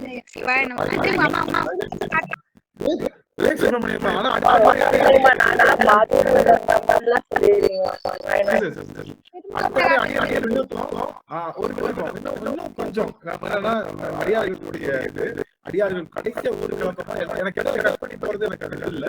அதனால அனுபவம் ஒரு கோர்வையா சொல்லணும் அப்படிங்கிறது அடியாருடைய பெரிய அடியார் அம்மாவுக்கு ஏற்பட்ட அனுபவம் ஒரு கோர்வையா சொல்றதுனால இன்னும் சிறப்பா இருக்கும்ன்றது அடியனுடைய ஒரு சின்ன விண்ணப்பம். அவரா நினைக்கிறது அடியார். ஏன்னா நம்ம அடியார்கள் எல்லாரும் வந்து நம்ம கடைசியில அடியனுடைய எண்ணம் அது அம்மா எடுத்துக்க நினைக்கிறேன். அது அடியன் ஓடி முடிக்கிறேன். உங்களால் அந்த சைக்கிள் சொல்ல முடியும் என்னுடைய மிகப்பெரிய தாழ்மையான வேண்டுகோள். இந்த குருவர்களாலதான் ஊம குழந்தைய பேச வச்சதுனால பேச தெரியாது, சொல்லவும் தெரியாதுங்க. திருவருள் தாங்க, திருவருள் குருவருள் தாங்க.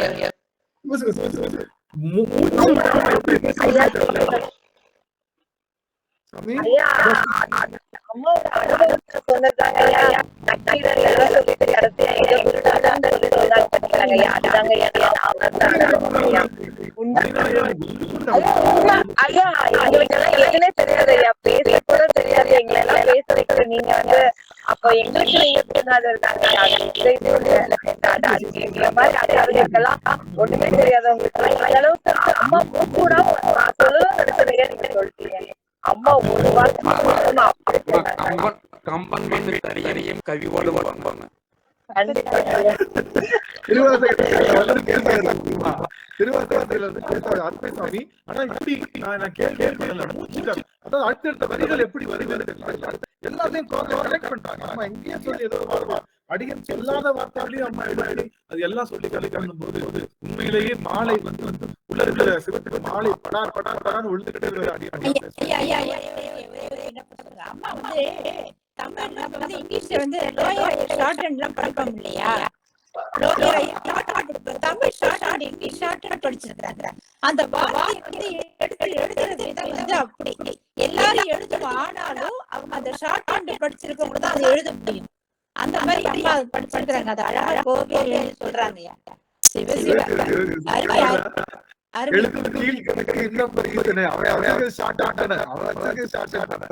அதனால மகிழ்ச்சியா இருக்கு.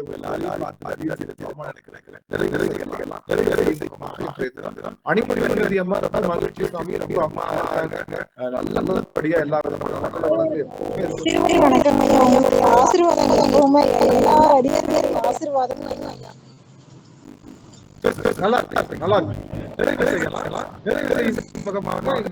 வந்து புவனேஸ்வரி அம்மா சாமி ஆறு கடந்த பாடு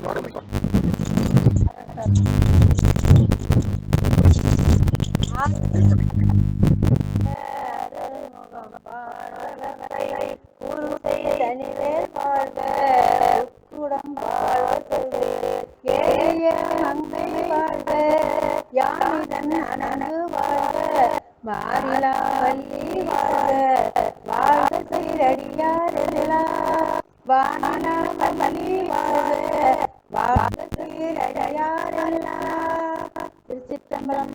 தென்னாடுவனே போற்றி, தென்னாடவர்க்கும் தேவா போற்றி. வாய்ப்பு கொடுத்து நன்றிங்க ஐயா. அடியடி வந்து இந்த வருடம் வந்து முழுமையா தொடங்கி இருக்கும். பெருமானுடைய உள்ளே வெளியாக தொடங்கி இருக்கும். நம்ம எல்லாரும் பேர் பெற்றவர்கள், குருநாதனுடைய அருள் பெற்றவர்கள், உள்ள இருக்கக்கூடிய பேசும் வெளியே இருக்கக்கூடிய நடேசனும் ஒரு சேர பார்க்கின்ற அடியார்கள் மக்கள். அந்த வகையில பேர் செய்தவர்கள் அடியார்கள் வாங்கிக்கலாம். வெள்ளிக்கிழமை மீண்டும் சந்திக்கலாம். நிறைய செய்திகள் அடுத்த அமர்வு நம்ம காக்கும். அடியார்கள்